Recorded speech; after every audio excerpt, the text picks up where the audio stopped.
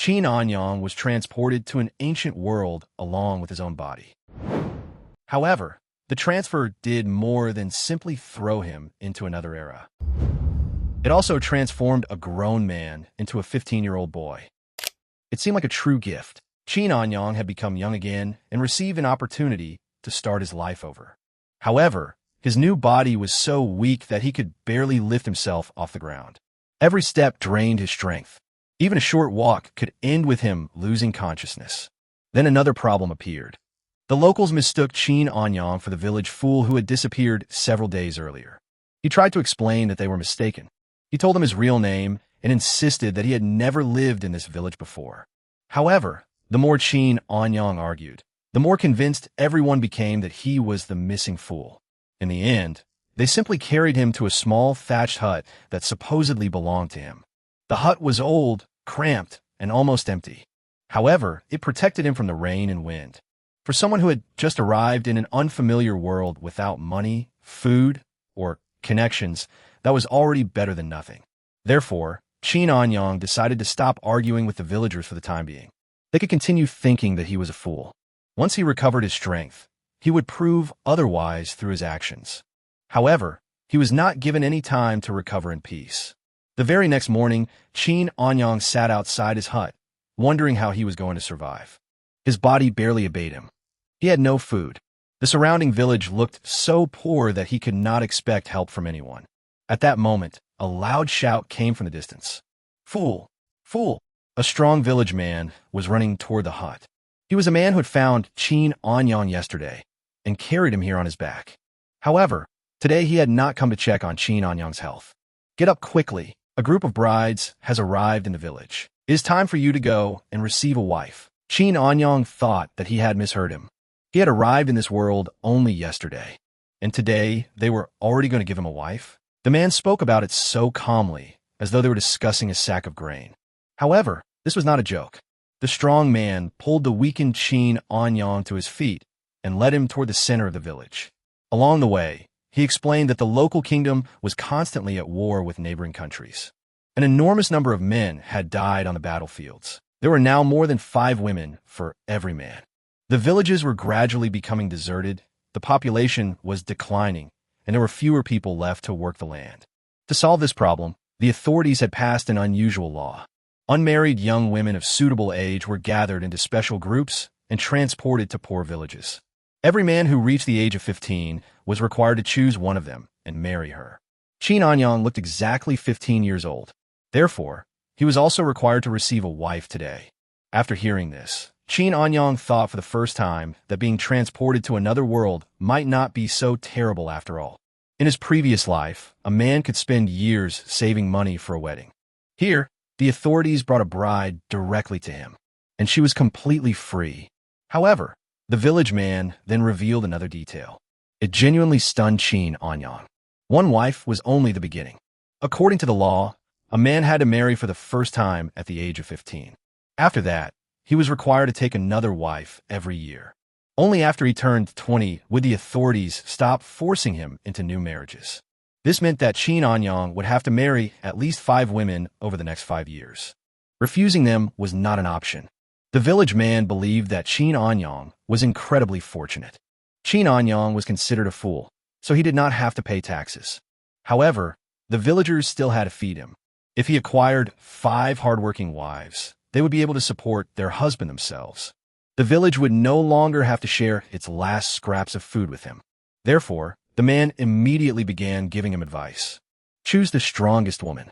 She must be able to work in the fields and bear children. Do not choose a thin one. You will only have to feed her. However, Qin Anyang had a plan of his own. He was not going to choose a wife based only on the width of her shoulders. If the authorities truly allowed him to choose any woman, he wanted the most beautiful one. She might currently be thin and emaciated because of hunger.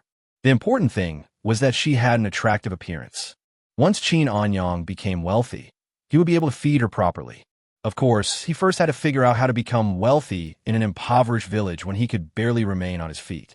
While Qin Anyang thought about his future, they reached a massive tree in the center of the village. A large crowd had already gathered there.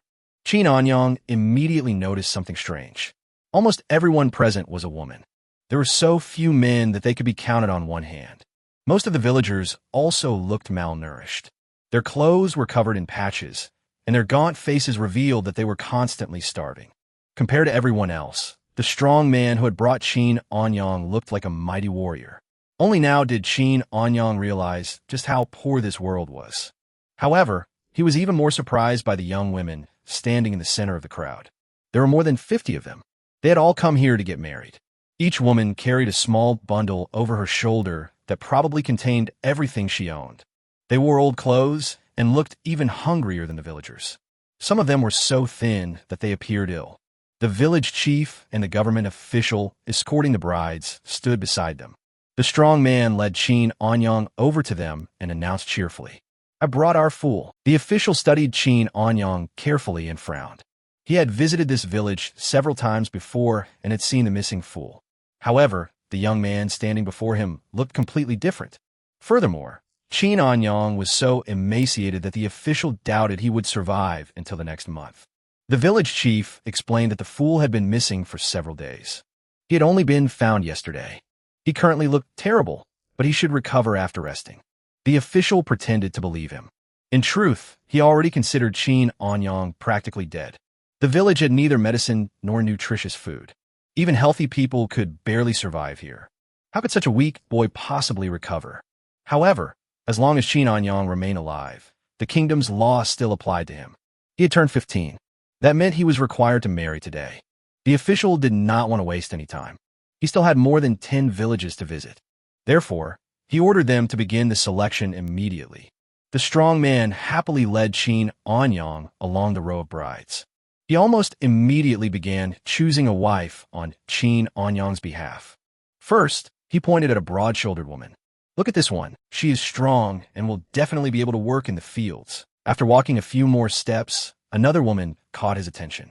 "This one is slightly thinner, but she looks resilient. She would make an excellent worker." The man then noticed a short woman with broad hips. "And this one will surely give you several sons." Qin Anyang could barely contain his irritation. It felt as though they were choosing a wife for someone else instead of him. None of the women the man suggested interested him. However, he soon noticed one who truly caught his attention. She was a short, slender young woman with a pretty face. She looked weak, but she was far more attractive than the others. Qin Anyang immediately pointed at her. "I choose this woman." The strong man's expression instantly darkened. He could not understand why the fool wanted such a thin wife. She would not be able to work in the fields for long. She would not be able to carry heavy loads. Restoring her health would also require additional food, which the village simply did not have. The man demanded that Qin Anyang choose another bride. The other villagers also began offering him advice. However, Qin Anyang had already made his decision. At least that was what he thought. The woman he had chosen suddenly shouted, "I will not marry him." The surroundings instantly fell silent. No one had expected the woman to dare refuse. According to the law, she was required to accept the man's choice. For disobedience, she could be sent to a death camp on the frontier. The official immediately reminded her of this. The woman became frightened. However, she looked at Qin Anyang again and burst into tears. "He is a fool. He is also going to die soon. If I become his wife, I will not survive either." After saying this, the woman dropped to her knees before the official. She begged him to take her to another village. She was willing to marry a poor farmer, starve, and spend every day working in the fields. However, she did not want to become the wife of a half-dead fool. Qin Anyang silently listened to her words. He was upset that everyone already considered him a dead man. He truly looked weak, but he had no intention of dying. Unfortunately, there was no way for him to prove that now.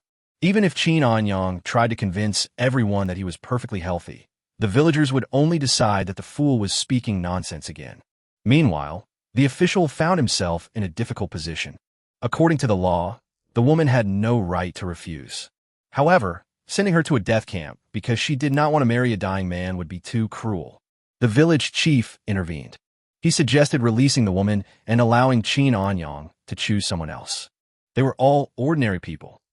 The village chief did not want to ruin a young woman's life. The official agreed with relief. He could not personally violate the established procedure. However, If the village chief proposed this solution, the official would no longer bear all the responsibility. The rescued woman bowed to the old man 3 times, touching her forehead to the ground. She then wiped away her tears and returned to the other brides. It seemed that the unpleasant situation had been resolved. Qin Anyang could simply choose another woman. However, everything only became worse. The moment he looked at the next bride, she immediately shouted, "I will not marry him either." He turned his gaze toward another woman. "Neither will I." Soon, the women began refusing before Qin Anyang even had a chance to examine them. One after another, they declared that they did not want to become the wife of a dying fool. Even a stuttering woman, Qin Anyang, had not looked at struggled to force out the words, "I will not marry him either." Within several minutes, all 50 or more brides had refused. Not a single woman remained willing to marry Qin Anyang. He was stunned. He had not even chosen most of them. Yet every single one had already rejected him. The kingdom was giving him a wife for free, yet he still could not obtain one. For Qin Anyang, this was utterly humiliating. However, the situation was potentially deadly for the official. He was required to carry out the royal decree. If the last 15-year-old man in the village remained unmarried, the escorting official would be held responsible. The official frantically searched for a solution. Should he force one of the women to agree? After the first bride had been allowed to refuse, doing so could cause a serious conflict. Should he leave and pretend that nothing had happened? In that case, the official risked losing not only his position but also his head. At that moment, his gaze happened to fall upon a stretcher standing off to the side. Someone was lying on it. The official silently stared in that direction for several seconds. Then an idea occurred to him. He had discovered a way to fulfill the decree. Calling the strong village man over, the official walked toward the stretcher. A few minutes later, the 2 men carried it over and placed it directly in front of Qin Anyang. The crowd instantly fell silent. An unfamiliar woman lay on the stretcher. She was tall and had a voluptuous figure. Her clothes were soaked in blood, while her tangled hair concealed most of her face. Numerous scratches covered her pale skin. The woman did not move. It was impossible to tell whether she was unconscious or already dying. The official offered no explanation. He took out a marriage contract, pressed the woman's finger against it to leave her print, and then handed the document to Qin Anyang. "Place your fingerprint here. After that, she will become your wife." Qin Anyang did not immediately understand what was happening. 50 healthy women had refused to marry him. Therefore, the official had decided to give him an unfamiliar dying woman. Even the village chief considered this too cruel. He demanded to know why they were trying to give the fool a woman who might not survive the night. The official then revealed the truth. The group had discovered her on the way to the village. She had been lying unconscious on the riverbank, covered in blood. At first, they had planned to take her to the nearest city and attempt to save her. However, her condition worsened with each passing hour. The official was now certain that she would die anyway. Therefore, he offered the village chief a deal. This year, Qin Anyang would marry the woman they had found. That would fulfill the royal decree. Next year, once Qin Anyang recovered his health, he would be allowed to choose 2 new wives before anyone else. The village chief stared at the woman lying before him for a long time. This solution was unfair. However, no one could see another way out. In the end, the village chief agreed. In return, he demanded that the group visit their village first the following year and allow Qin Anyang to choose before anyone else.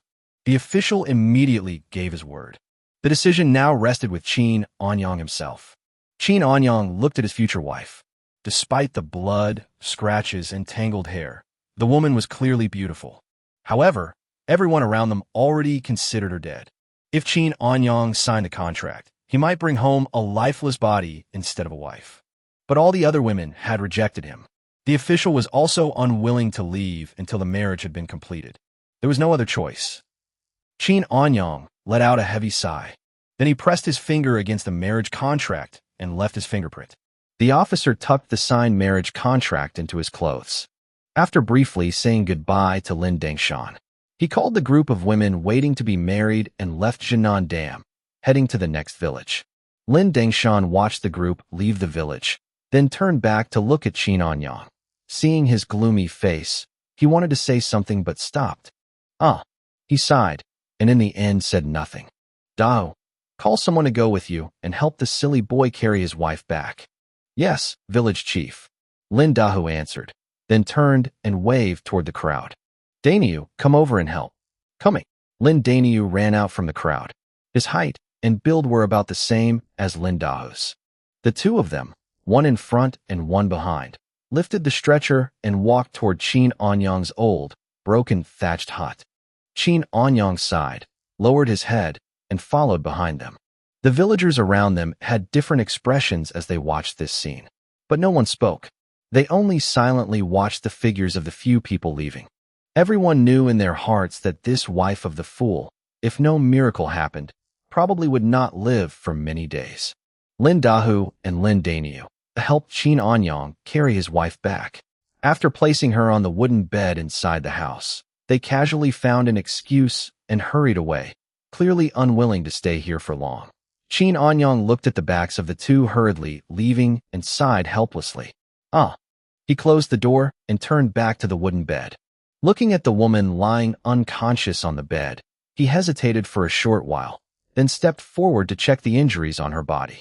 When he untied the woman's clothes and saw her body covered in blood, full of blood clots of all sizes and different shapes, Qin Anyang's heart trembled. Damn it, she can't really be beyond saving, right? He did not quite believe in this evil fate.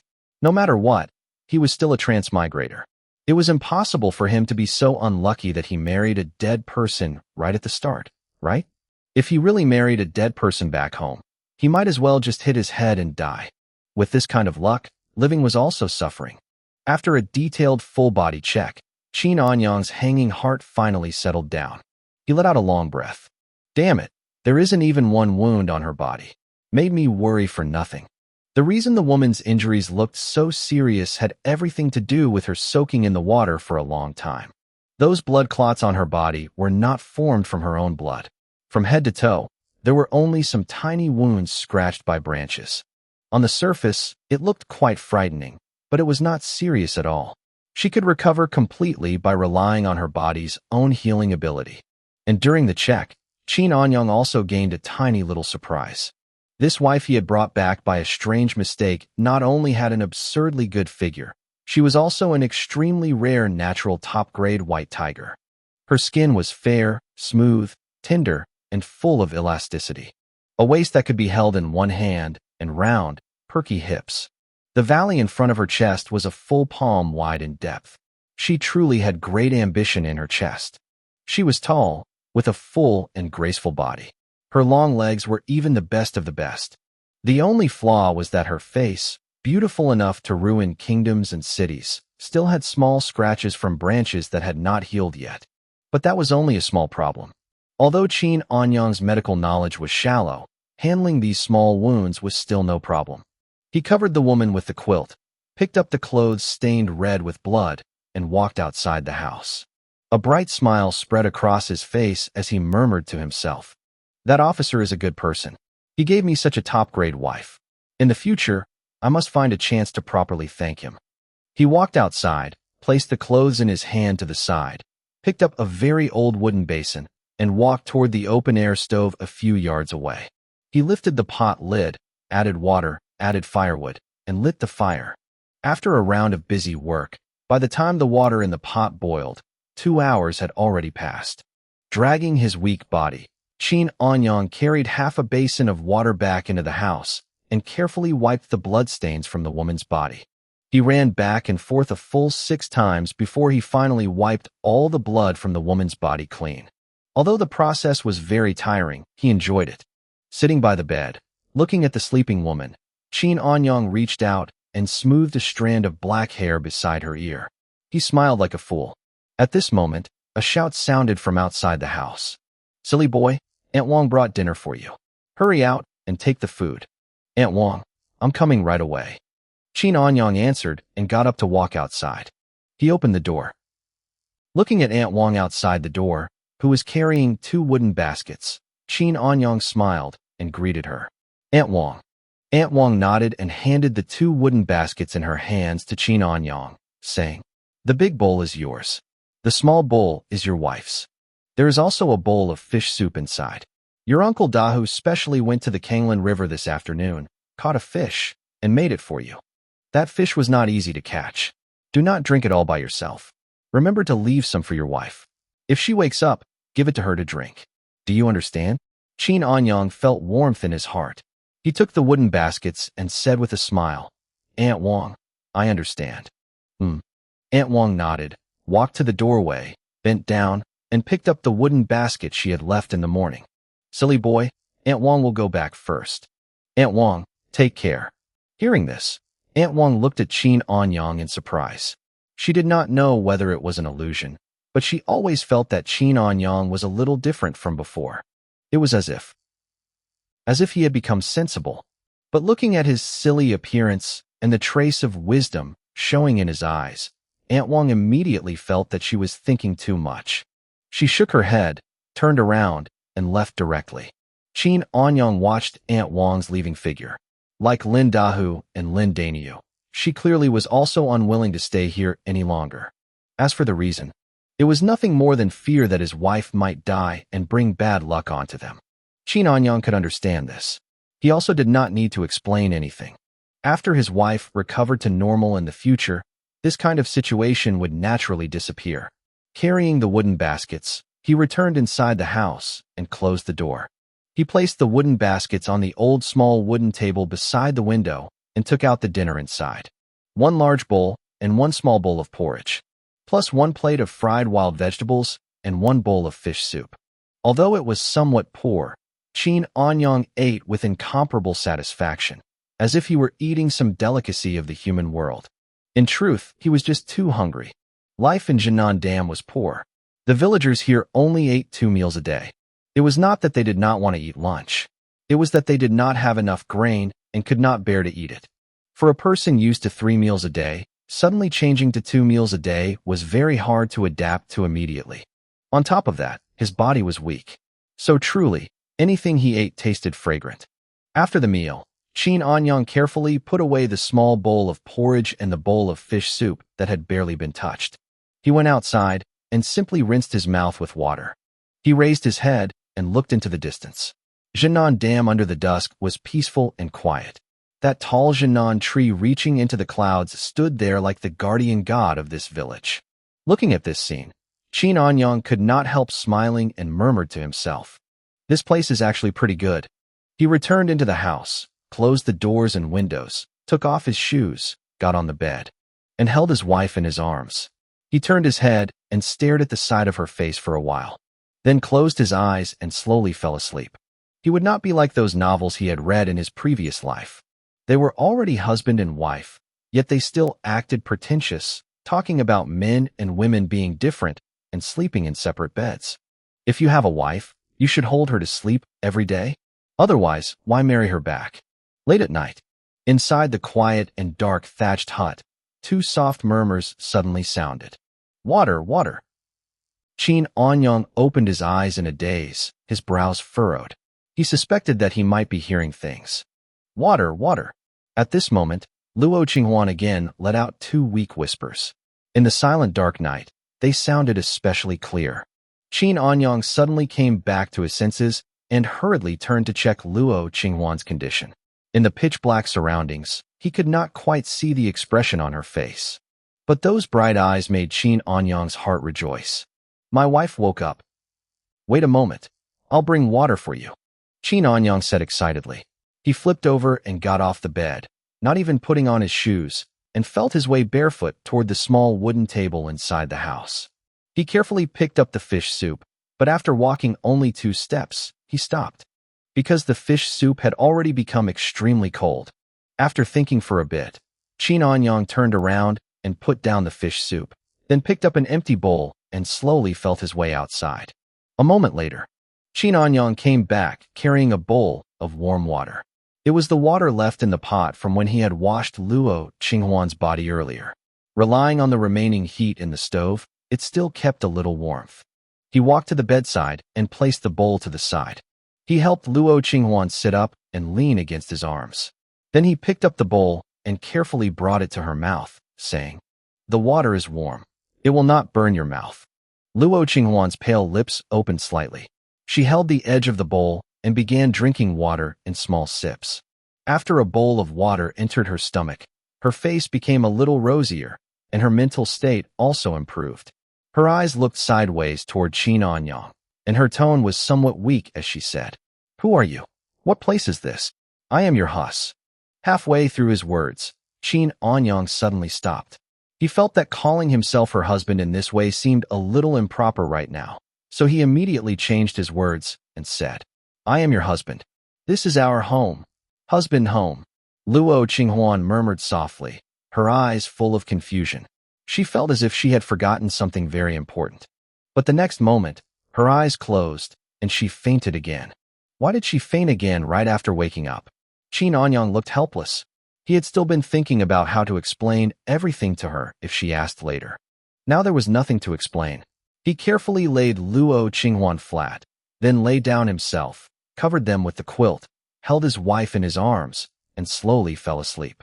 Early the next morning, the sky was just beginning to brighten. Aunt Wang, just like yesterday, went out early in the morning carrying 2 wooden baskets to bring breakfast to Qin Anyang.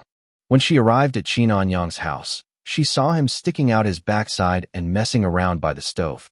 She asked in confusion, "Silly boy, what are you doing so early in the morning?" Qin Anyang raised his head and looked at Aunt Wang, then said, "Aunt Wang, I'm lighting a fire."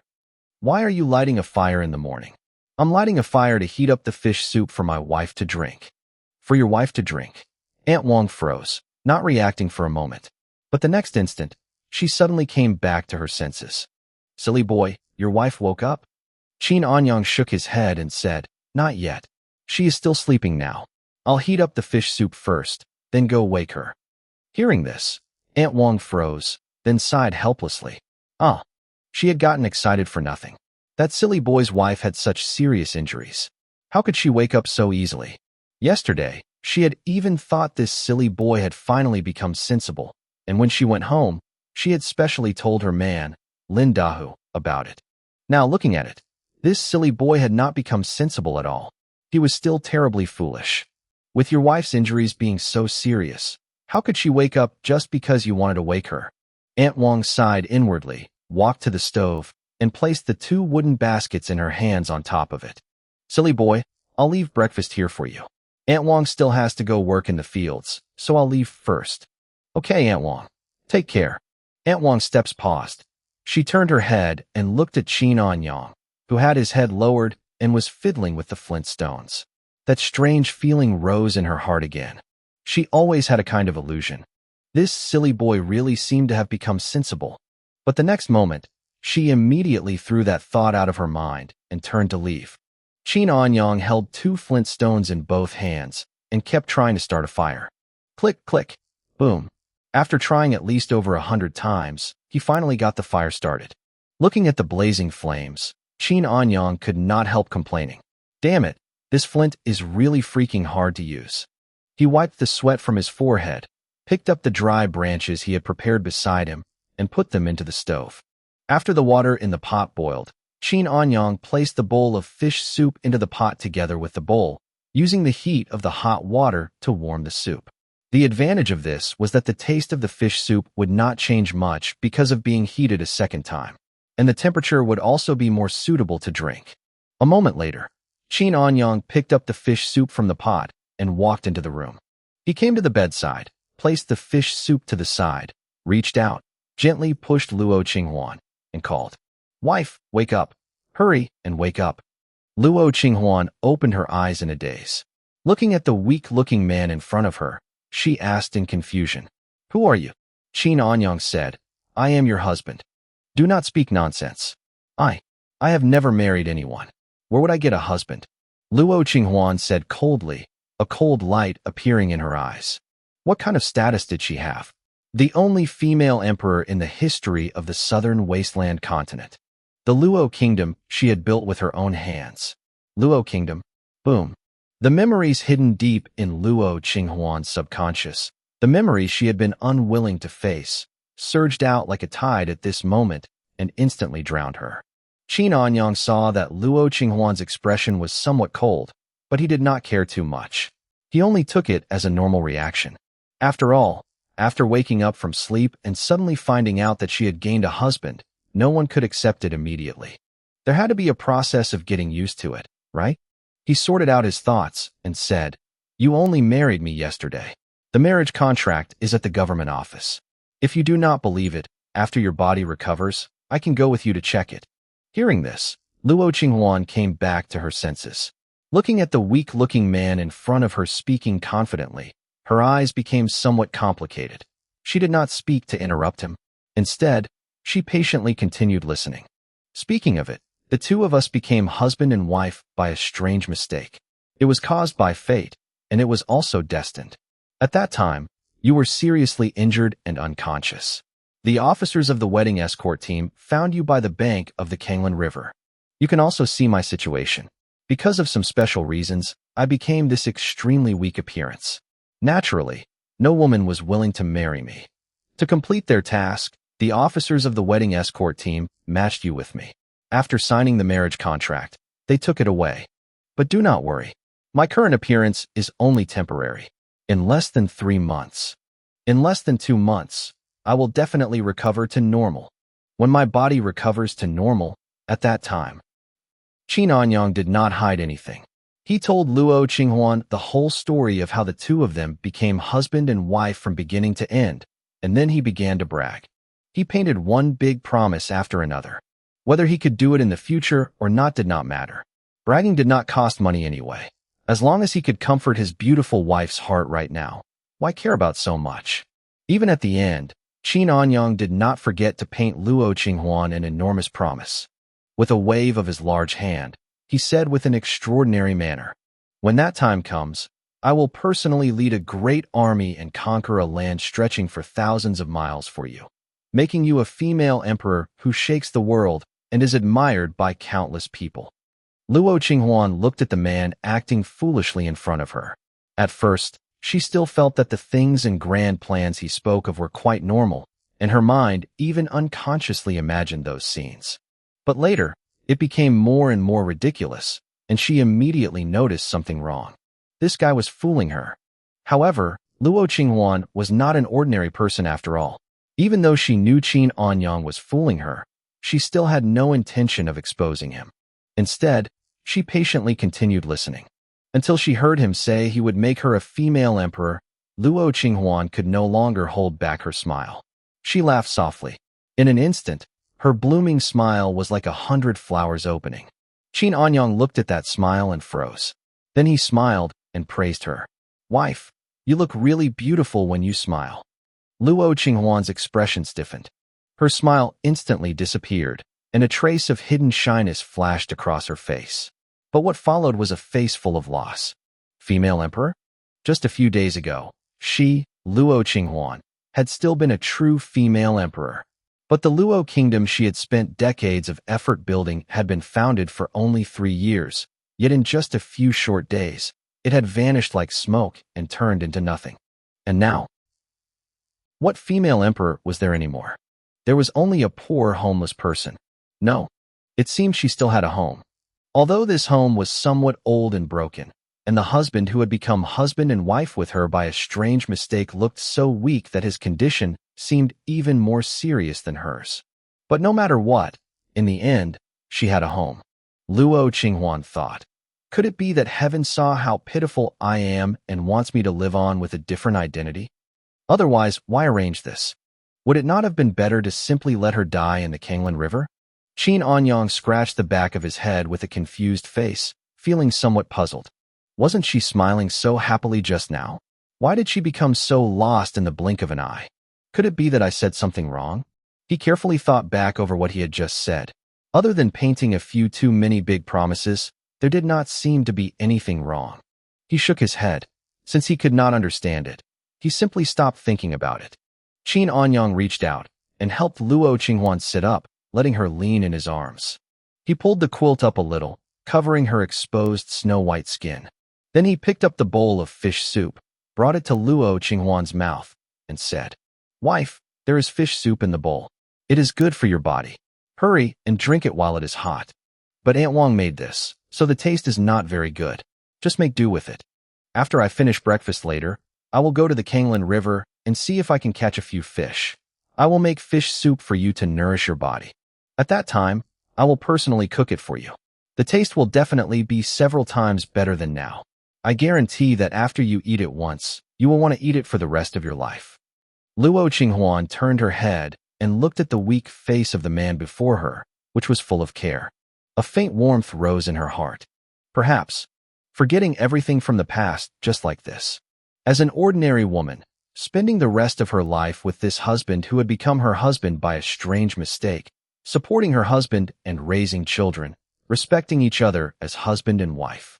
It seemed that was also a pretty good choice. As for restoring the kingdom, she now had nothing at all. How could she dare to hope for that? Luo Qinghuan hesitated slightly. Her red lips opened a little, held the edge of the bowl, and she drank the fish soup in small sips. When Qin Anyang saw this scene, a smile could not help appearing on his face. What he feared most was that after this wife of his woke up, she would be unwilling to accept everything and directly refuse to eat until death. But looking at it now, the result made him very satisfied. After Luo Qinghuan finished drinking the entire bowl of fish soup, Qin Anyang took the bowl back and placed it to the side, then said with a smile, "Wife, there is also plain porridge. Do you want to drink a little?" Luo Qinghuan gently shook her head, showing that she did not need it. "Then all right." Qin Anyang did not force her. With Luo Qinghuan's physical condition, it was indeed not suitable for her to eat too much. He slowly laid her flat on the bed and covered her with the quilt. "Wife, rest well. I will go to the Kanglan River and see if I can catch a few fish. I will come back before lunch." After saying this, he reached out and intimately pinched the tip of Luo Qinghuan's nose, then turned and walked outside. Luo Qinghuan looked at Qin Anyang's departing figure. Just as he was about to step out of the room, as if driven by some strange impulse, she opened her mouth and called, Husband, my name is Luo Qinghuan." "Husband." Qin Anyang's steps paused. Wild joy appeared on his face. He turned to look at Luo Qinghuan lying on the bed and said with a smile, "White tea and Qinghuan, with nothing else to do. I am waiting for the wind and also waiting for you." What a good name, Luo Qinghuan. Wife, not only are you beautiful, your name is also especially pleasant to hear. Luo Qinghuan's face immediately turned red with shyness, just like a 16-year-old girl seeing her lover for the first time. Her eyes dodged, not daring to meet Qin Anyang's gaze. Even though she had once been the female emperor of a country, and her strength had even reached the innate realm, but in terms of feelings, she was completely blank. Qin Anyang looked at his wife's shy and lovely appearance. His heartbeat sped up, and without hesitation, he walked to the bedside. Under Luo Qinghuan's confused gaze, he bent down and lightly kissed her on the forehead, then said dotingly, "Wife, rest well. Your husband will go catch fish for you." After saying that, Qin Anyang directly turned and left. His steps were light, and his mood was very happy. Creak. The broken wooden door made an unpleasant, sharp sound. Luo Qinghuan watched Qin Anyang leave. Looking at the closed door, she could not help recalling the scene that had just happened, and she murmured softly, "White tea and Qinghuan, with nothing else to do. I am waiting for the wind, and also waiting for you." Again and again, each time she read it, Luo Qinghuan's liking for this poem deepened a little. She had never heard this poem before. She had also never thought that her name could be used to make such a pleasant poem. But this did not stop her from loving this poem, because this poem was given to her by her husband. As the saying goes, marry a chicken and follow the chicken, marry a dog and follow the dog. Although she had married Qin Anyang because of a strange mistake back then, in the end, she had become his wife, and her body had also been seen by him. So when she called out the word husband, in her heart, she had already accepted Qin Anyang's identity as her husband. Thinking back to those beautiful futures her husband had described for her just now, a smile appeared on Luo Qinghuan's face, and she murmured softly, "Husband, what kind of person are you exactly?" Qin Anyang walked out of the room, turned his head to look at the thatched hut behind him, and smiled like a fool. He finished breakfast in a few bites, then walked out of the village empty-handed. It was not that he did not want to bring something. The problem was that in the original owner, that fool's house, there was simply nothing decent to find. Even the thatched hut he lived in was only one single room. To pee and poop, He had to go to the small forest behind the house to solve it. For him, a man, it was not much of a problem. But what about his wife? With a sigh, Qin Anyang could not help speeding up his steps. In his heart, he urgently wanted to change his current living environment. At the very least, before his wife could get out of bed, he had to build a new house. After walking out of the village, a stretch of farmland entered his sight. Right now, it was not the busy farming season. There were only some small chores in the fields, and they were being done by a group of women and children. Qin Anyang did not stay here. He walked straight toward the Kanglan River in the distance. When he arrived at the Kanglan River, not far away, a group of men were holding fishing nets by the river and catching fish. Among them were Lin Dahu and Lin Daniu, whom he knew. The river water was fierce. They only dared to catch fish in the shallow water area and did not dare to go deep into the river. Seeing several fish baskets placed on the shore, Qin Anyang felt curious and stepped forward to look inside the baskets. Seeing that the fish basket was empty, he immediately felt disappointed. Then he turned his head to look at the other fish baskets, but the result greatly disappointed him.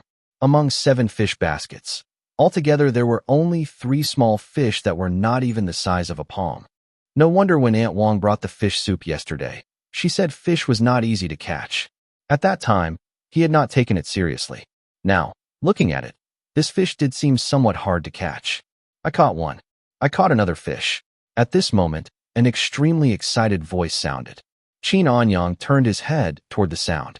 He saw a man whose name he could not call out holding a fishing net in his hand, pointing at a small fish on it, and excitedly showing off to the people beside him. Not bad, Ergu. You caught 2 fish early in the morning. Did you step in dog shit when you went out today? Ergu, your luck today is really good. Work harder and try to catch a big fish. Take it to the county town and sell it to Tongfu restaurant. 1 big fish is worth 10 copper coins. Everyone's words also filled Ergu with energy. Carrying the fishing net, he ran toward the shore. On the way, he tightly pinched that small fish, afraid it would fall back into the river. At this time, the group of men also noticed Qin Anyang. Why did the fool come here? This fool is not staying in the house to watch over his wife. Why did he run here? What else could he be doing? Watching us catch fish. You keep fishing first. I'll go over and take a look. Lin Dahu said this to the people beside him, then walked toward Qin Anyang. Qin Anyang could not hear clearly what that group of men was saying, but he could roughly guess. It was nothing more than talking about him.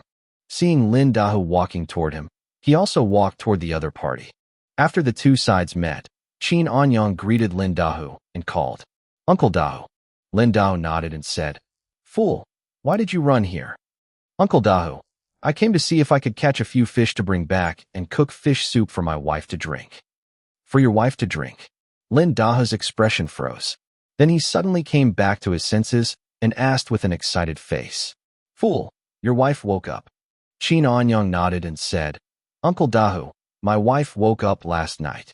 She really woke up? Lin Dahu still found it hard to believe. Qin Anyang said helplessly, She really woke up. The bowl of fish soup Aunt Wong gave me yesterday, I heated it up for my wife to drink this morning. Hearing this, Lin Dahu stared at Qin Anyang. Seeing that the expression on his face did not look fake. Those eyes also no longer had the muddiness of the past. Thinking of what his wife had told him after returning home last night, an idea could not help rising in Lin Dahu's heart. The fool has become sensible. Thinking of this, Lin Dahu felt more and more that this possibility was very high. After all, in the conversation between the fool and him just now, there was not a single bit of foolishness. His answers were clear, and his eyes were bright. If this was not becoming sensible, then what was it? Lin Dahu asked excitedly. Fool, your brain is not stupid anymore. What the hell? Qin Anyang's face darkened. In his heart, 10,000 alpacas galloped past. What do you mean my brain is not stupid anymore? I was not freaking stupid in the first place. Back then, I told you I was not a fool, but you did not believe it yourselves. What could I do?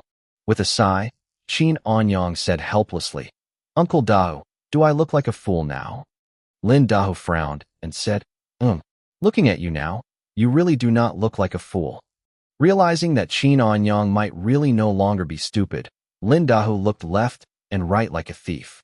Seeing that no one was paying attention to this side, he said in a low voice, Fool, listen carefully. Even if you are not stupid now, you still have to pretend to be stupid in the future. Do you understand? Huh? Qin Anyang looked confused. What kind of move was this? I am freaking not stupid anymore, and I still have to pretend to be stupid? Lin Dahu glared at Qin Anyang and said in an annoyed tone, Huh, what? Would Uncle Dahu harm you? If you do not want to pay household tax, then in the future, you absolutely must not tell outsiders that you are not a fool. If others ask about it, just pretend you do not understand. Qin Anyang's expression froze. Isn't this freaking teaching me to evade taxes? Criminal enough. This Lin Dahu was a big, honest-looking blockhead, looking simple and sincere, yet he actually knew how to evade taxes? But, with his current situation, it seemed he really had to evade taxes. Otherwise, where would he get money to pay taxes? Forget money, he did not even have grain. Right now, he still had to rely on the villagers' help to get by. He really did not have the ability to pay household tax. Qin Anyang sighed inwardly and said somewhat helplessly, Uncle Dahu, I understand. When Lin Dahu heard this, his face immediately bloomed with a smile. The fool was not foolish anymore. This was truly a great happy event. Even for everyone in Jinan Dam, it was something worth celebrating. But not only could this matter not be celebrated, it also had to be hidden. Lin Dahu stepped forward, reached out, gently patted Qin Anyang's shoulder, and asked, Right? You said your wife woke up just now. How is her condition now? Are her injuries serious? Is her life in danger? Qin Anyang shook his head and said, Uncle Dahu, my wife has no major problems now. Her body is just weak. She will be fine after resting for some time. No problems is good. No problems is good. Lin Dahu said with a smile. He was truly happy for Qin Anyang. The fool was not foolish anymore. The fool's wife was also alive and well. This was simply double happiness arriving at the door. Qin Anyang looked at the smile on Lin Dahu's face, and a warmth could not help rising in his heart. He could see that the other party was truly caring about him, and caring about his wife. It was like a real uncle treating his nephew. Perhaps affected by Lin Dahu, a smile also appeared on Qin Anyang's face. But he did not forget the purpose of his coming to the Kanglan River. His wife was still waiting to drink fish soup to nourish her body. Of course, he himself also needed to nourish himself a little. Uncle Dahu, can I take a look at the fishing net you used to catch fish? Why are you asking this? Lin Dahu's expression froze. Then, thinking of what Qin Anyang had said before, he immediately reacted. Fool, you are not really thinking of catching fish, are you? Qin Anyang nodded. No. Lin Dahu immediately refused. The Kanglan River's water is fierce. With how weak you are, forget catching fish. Feeding the fish is more like it. What the hell? Qin Anyang's face darkened. Why did these words sound so uncomfortable? He sighed and said, Uncle Dahu, I'm not going into the water. How would I feed the fish? Not going into the water? Lin Dahu frowned and asked in confusion. Then how will you catch fish? Qin Anyang shook his head and said, Uncle Dahu, let me look at the fishing net first. Lin Dahu laughed and cursed. Hey, you fool. Now you are keeping me in suspense. Wait here. I'll go bring the fishing net over. After his words fell, Lin Dahu turned and ran back. Not long after, he came over holding a handheld scoop net. He handed the scoop net in his hand to Qin Anyang and said, Take it and look. Qin Anyang took the scoop net. Looking at the crudely made scoop net in his hand, he frowned. The whole scoop net used 2 wooden sticks, with a fishing net tied to the sticks. Now he understood why the people of Jinan Dam had such difficulty catching fish. Using this kind of handheld scoop net to catch fish in a great river with such rapid water like the Kanglan River was truly just relying on luck. Qin Anyang shook his head, returned the scoop net in his hand to Lin Dahu, and said, Uncle Dahu, do you usually use this kind of fishing net to catch fish? Lin Dahu shook his head and said, We only use this kind of scoop net during the flood season.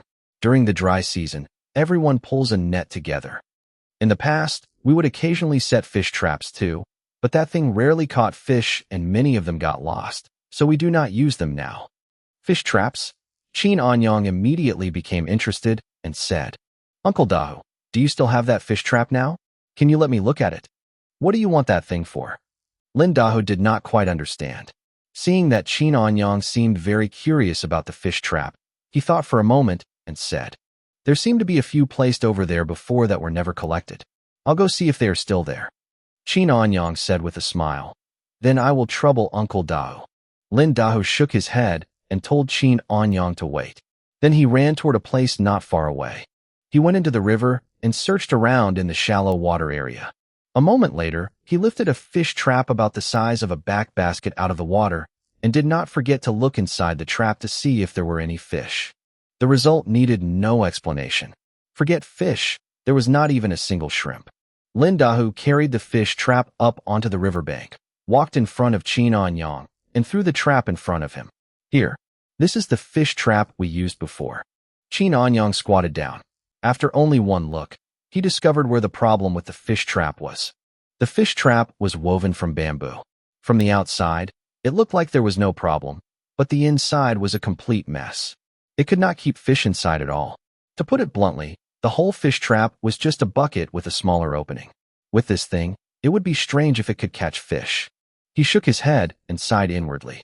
Qin Anyang stood up, looked at Lin Dahu, and said, "Uncle Dahu, can you give me this fish trap?" Lin Dahu said with a disgusted face, "If you want it, take it. I did not plan to keep this thing anyway." "Thank you, Uncle Dahu," Qin Anyang said with a smile, as if getting this fish trap was a very happy thing for him. Lin Dahu waved his hand, showing there was no need to thank him. Then he picked up the scoop net beside him, turned, and left.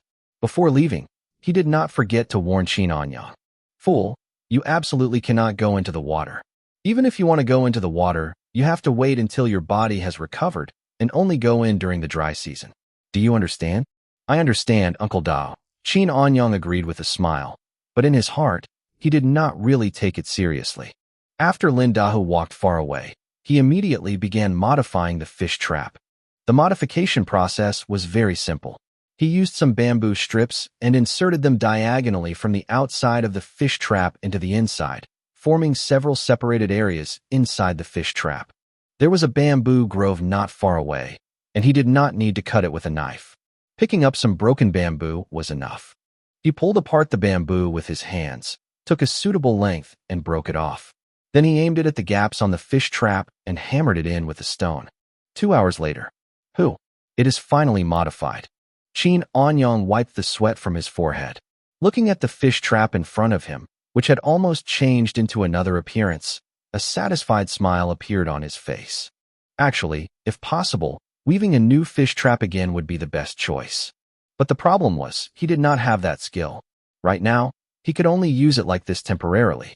After he caught fish, he would ask someone in the village who knew this craft to weave fish traps according to his requirements. At that time, they would not refuse. He found a vine and tied it to the fish trap. He dug up some earthworms, crushed them, wrapped them with a few leaves, and tied them up as bait.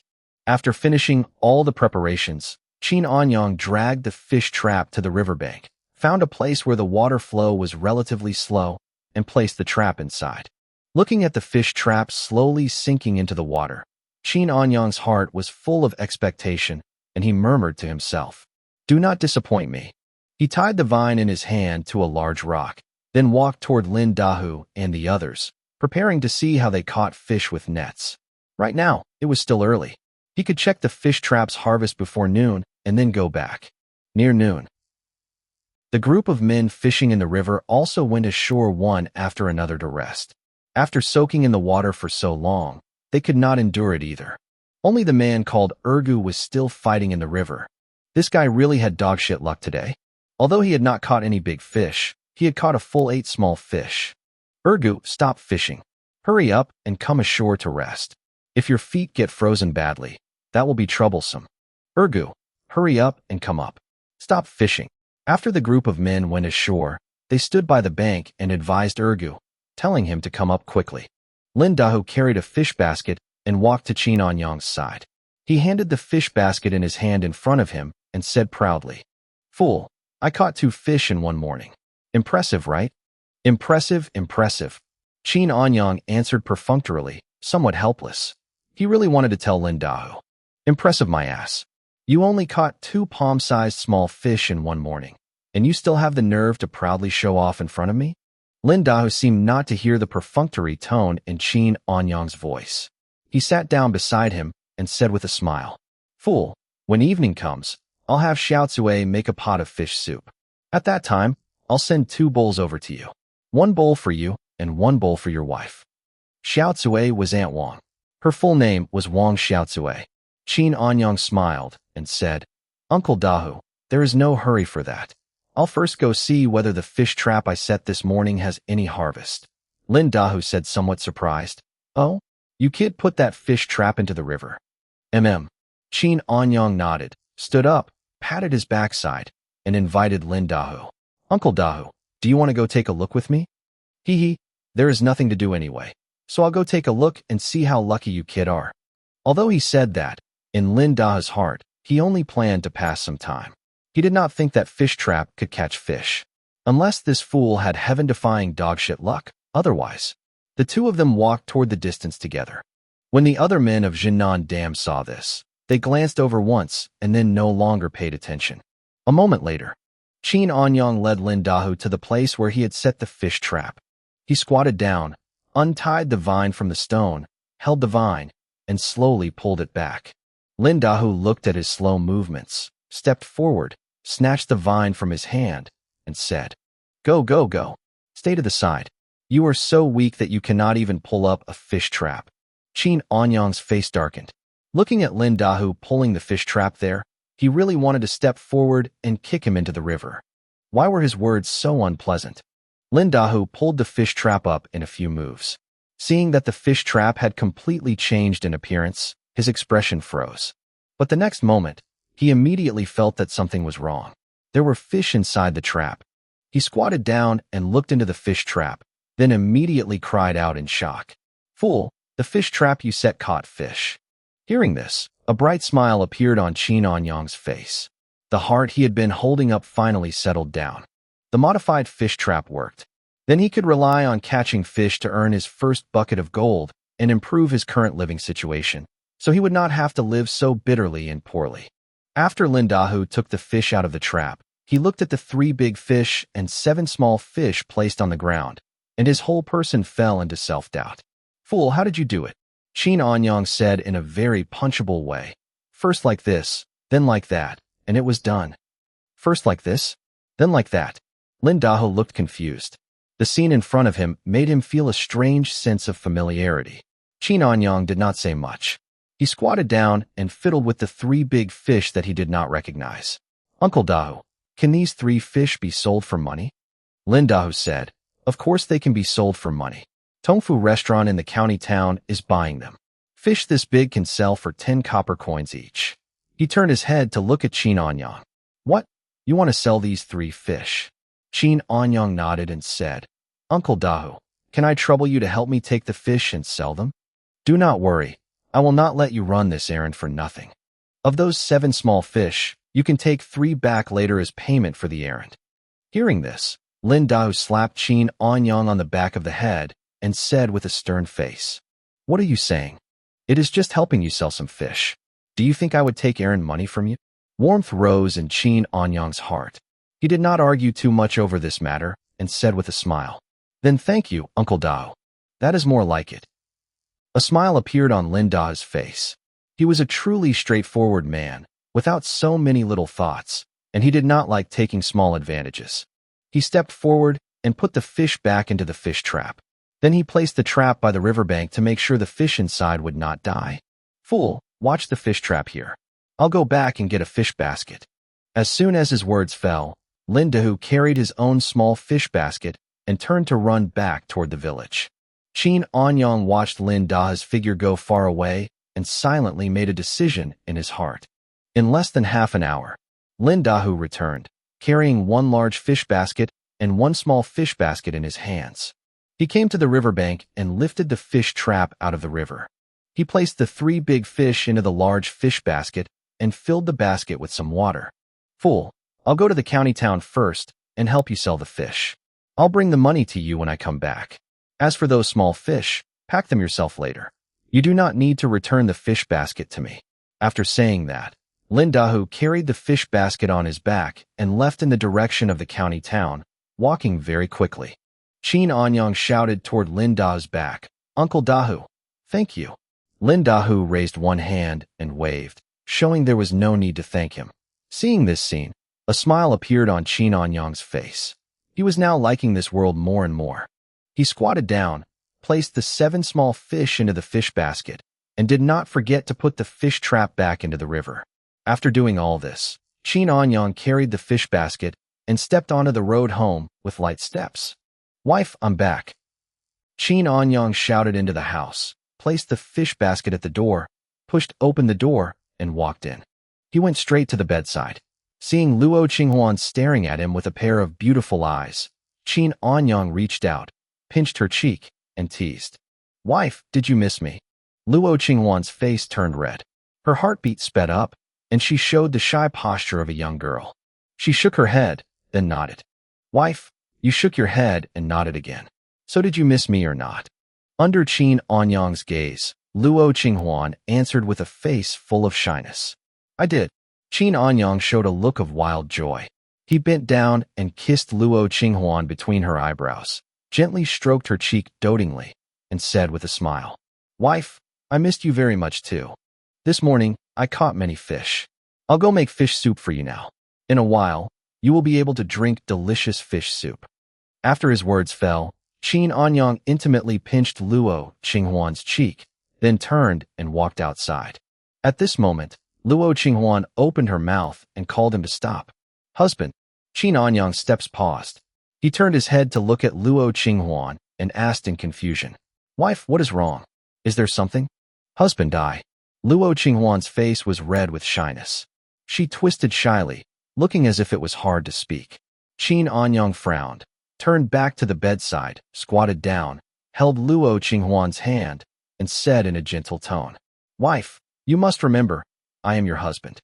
Is there anything you are still afraid to tell your own husband?"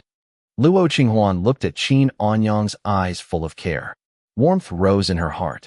After hesitating for a long while, she finally said, "Husband, I want to use the toilet." At first, Qin Anyang did not understand what Luo Qinghuan meant. A moment later, he realized that his wife needed to relieve herself. Unfortunately, their home did not even have an outhouse. "Wife, wait here. I'll be right back." Qin Anyang hurried outside and soon returned with an old wooden bucket. After closing the door and windows, he placed it beside the bed and carefully helped Luo Qinghuan sit up. "You'll have to use this for now. I'll find a way to build an outhouse within the next 2 days." Luo Qinghuan stared at the bucket in silence. She knew her husband was poor, but she had never imagined that the conditions in his home were this bad. "Husband, are things at home really so difficult?" Qin Anyang sighed and looked sincerely into her eyes. "There are some things I can't explain to you yet, but don't worry. In less than a month, we'll move into a new home." Before he could continue, Luo Qinghuan gently interrupted him. "Husband, I don't mind. I'm simply not used to it yet." Her understanding deeply moved Qin Anyang. With his current situation, a man like him would have remained single forever in his previous life. He probably would not even have had the chance to marry a fool, let alone a gentle and beautiful woman like Luo Qinghuan. Seeing the love in her husband's eyes, Luo Qinghuan felt warmth spread through her heart. "Husband, could you step outside for a moment?" However, Qin Anyang shook his head. "Your body hasn't recovered yet. What if you fall? Besides, I'm your husband. Is there anything your husband cannot see?" Luo Qinghuan's face immediately turned bright red. She wanted to argue, but no words came out. After hesitating for a long time, she finally relieved herself while her husband remained beside her. Once she finished, Qin Anyang calmly took a clean piece of cloth and helped wipe her clean. He then settled her back onto the bed, bent down, and kissed her forehead. "Wife, I'm going to make fish soup for you." Luo Qinghuan nodded shyly. Qin Anyang affectionately pinched her cheek before taking the bucket outside. Left alone, Luo Qinghuan stared at the doorway and remembered how gently he had cared for her. A sweet smile appeared on her flushed face. "Husband really is very gentle." Qin Anyang cleaned the fish, lit the fire, and began preparing lunch. After simmering the soup for an hour, he added a few grains of coarse salt. The simple but fragrant fish soup was finally ready. He filled half a bowl with soup and placed all 3 small fish inside. Then he carefully carried it into the room. After helping Luo Qinghuan sit up against the headboard, he scooped up a spoonful of soup and brought it to her lips. "Wife, taste the fish soup I made." Luo Qinghuan looked at him tenderly, parted her red lips, and drank from the spoon. "Husband, the fish soup is delicious." Qin Anyang smiled. "Since it tastes good, drink more. You need to recover quickly so you can give me several big, chubby sons." "Husband, you." "All right, wife. Try some fish. It's very tender and fresh." The two shared a warm and peaceful lunch. Without realizing it, they grew even closer. After the meal, Qin Anyang made sure Luo Qinghuan was resting comfortably. He then went outside and handled several small chores. By the time he finished, dusk was approaching. Seeing that it was getting late, Qin Anyang picked up a fish basket and headed toward the Kanglan River. He needed to check the fish trap again and replace the bait. When he reached the riverbank and pulled up the trap, he found one large fish and 3 small ones inside. The catch was much smaller than it had been that morning, but he was still satisfied. Catching fish twice in a single day proved that the Kanglan River had an abundant fish population. As long as his method worked consistently, he would have no trouble earning money. Qin Anyang replaced the trap and returned home with his catch. He had just placed the fish inside the water tank he had prepared that afternoon when Lin Dahu arrived with the money from the morning's sale. From a distance, Lin Dahu noticed what Qin Anyang was doing. "Fool, you caught fish again." He hurried over to the water tank and stared at the fish inside. The sight made him feel terrible. A large group of experienced village men could spend 10 days or even half a month fishing without catching a single large fish. Yet this fool had caught 4 fish in one day without even entering the water. How could the difference between people be so enormous? Qin Anyang turned and greeted him. "Uncle Dahu." Lin Dahu pointed at the fish in disbelief. "Fool, how did you do this? Don't tell me you simply did this, and then that again. Is it really because of that fish trap?" He immediately became excited. "Tell me how you made it. Tomorrow, I'll make 80 or 100 traps. Once I catch fish, I'll give you half." Qin Anyang smiled helplessly. "Uncle Dahu, even if you hadn't mentioned it, I was already planning to ask you to catch fish with me." "Hee, at least you still have some conscience." Lin Dahu took a money pouch from inside his clothes and handed it over. "These are the 30 copper coins from selling the fish. Keep them safe." Qin Anyang accepted the pouch and weighed it in his hand without checking the coins. Instead, he asked another question. "Uncle Dahu, how much can a man from our village usually earn for one day of work?" Lin Dahu frowned, wondering why he wanted to know. Men normally earn 10 copper coins a day, but there isn't much work available throughout the year, so you could probably hire someone for 5 copper coins a day. He paused before continuing. "Women are much cheaper. People would fight over a job that pays 2 copper coins a day. If you wanted, you could probably hire someone for only 1 copper coin." After hearing this, Qin Anyang made a quick calculation and immediately formed a plan. "Uncle Dahu, can I trouble you with something?" "What is it?" "I want to hire several people from the village. I'll pay the men 3 copper coins a day and the women 3 copper coins for 2 days of work. Do you think anyone would agree?" Lin Dahu carefully considered the offer. 3 copper coins for 2 days should be enough to hire women. But I'm afraid 3 copper coins a day won't be enough for the men. Qin Anyang smiled confidently. "What if I can give them work for a long time?" 3 copper coins every single day was very different from earning 5 or 10 copper coins only a few days each month. One option offered a higher daily wage but no stability. The other provided steady work and a reliable income. There was no need to ask which one the villagers would choose. A long time, Lin Dahu repeated Qin Anyang's words and thought about the offer. If the work truly lasted 10 days or half a month, someone might agree to work for 3 copper coins a day. Even Lin Dahu himself would accept such an offer. Ningxia County was extremely poor, and most families survived by relying on the Kanglan River. Jobs were rare, while there were far too many people desperate to earn money. After considering everything, Lin Dahu nodded. "Fool, if you can provide work for at least half a month, you should be able to hire men for 3 copper coins a day." Qin Anyang smiled and put the money pouch inside his clothes. "Uncle Dahu, please help me hire 2 men and 4 women. They must be hardworking and honest. I'll pay each man 3 copper coins a day. The women will receive 3 copper coins for every 2 days of work." Lin Dahu looked at him in confusion. "Fool, why are you hiring people instead of saving your money? Do you have so much that you no longer know where to spend it?" Qin Anyang shook his head. Just help me find the people. I'm counting on them to help me earn even more money. Help you earn money? Lin Dao frowned. Ever since Qin Anyang had regained his senses, he had become almost unrecognizable. He looked like the same person, but his behavior and way of thinking had completely changed.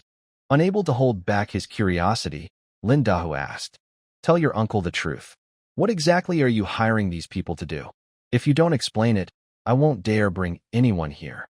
Qin Anyang pointed at the water tank beside them. "Uncle Dao, have you forgotten that I can catch fish?" Lin Dao looked at the fish in the tank, and his eyes suddenly widened. "Fool, are you planning to hire people to catch fish for you?" Qin Anyang nodded. "Now will you help me hire them? Leave everything to me. I'll bring you the most capable workers in the village." Lin Dao confidently patted his chest. If Qin Anyang wanted people for some strange business, he would have hesitated. But after personally witnessing the power of the fish trap, he had no concerns about joining a fishing operation. "Then I'll have to trouble you, Uncle Dao."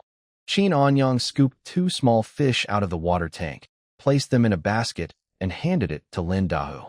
"Take these home and eat them." Lin Dao immediately refused. "No, I can't accept your fish.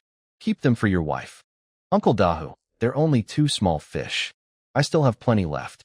Although Lin Dao wanted the fish, he still felt uncomfortable accepting them from Qin Anyang. "Fool, I really can't take them." Seeing his hesitation, Qin Anyang deliberately became serious. "If you refuse these fish, I won't dare ask you to join me when I go fishing in the future." Qin Anyang had expected him to refuse, but he was determined to make Lin Dao accept. He was not giving away the fish because he had too many. He knew that there would be many things he would need Lin Dao's help with in the future. Qin Anyang clearly understood that he could not establish himself in this world by relying only on his own strength. He needed trustworthy people who would remain loyal and follow him along the road ahead. And Lin Dao was the first person he had chosen. As expected, the threat of being excluded from fishing immediately changed Lin Dao's mind. "Kid, if you dare leave me behind, just wait and see how I deal with you." After witnessing how effective the fish trap was, there was no way Lin Dao wanted to miss such an opportunity. Qin Anyang laughed. "Don't worry, Uncle Dao. Even if I take no one else, I could never leave you out." Seeing him finally accept the fish, Qin Anyang secretly breathed a sigh of relief. Then he became serious again. "Uncle Dao, please find all 6 workers before it gets dark. We'll begin preparing to catch fish early tomorrow morning." "All right, I'll go right now." Carrying the basket, Lin Dao quickly left the hut. His steps were fast, and he was clearly full of energy. That night, Qin Anyang lay in bed with Luo Qinghuan's delicate body resting in his arms. He told her everything that had happened during the day and explained some of his plans for the future. Luo Qinghuan quietly watched the side of his face and listened without interrupting. She genuinely liked their current life. They were poor, but their home was warm. Her husband was capable, ambitious, and treated her extremely well. There was only one problem.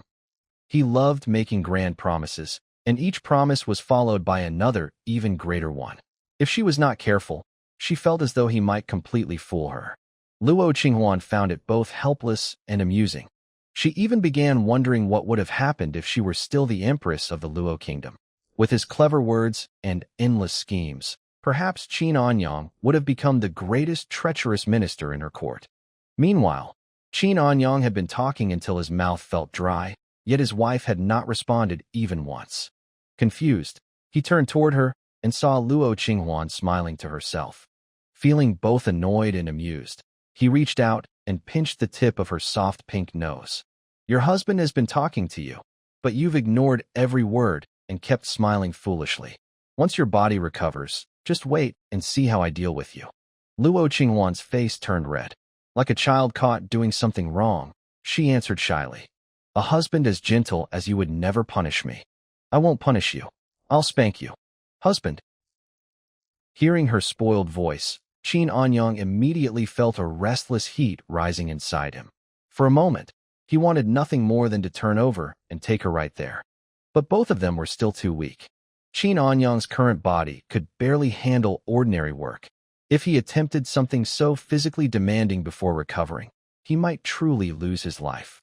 Luo Qinghuan had not recovered from her injuries either, so this was clearly not the time to complete the sacred mission of continuing the family line.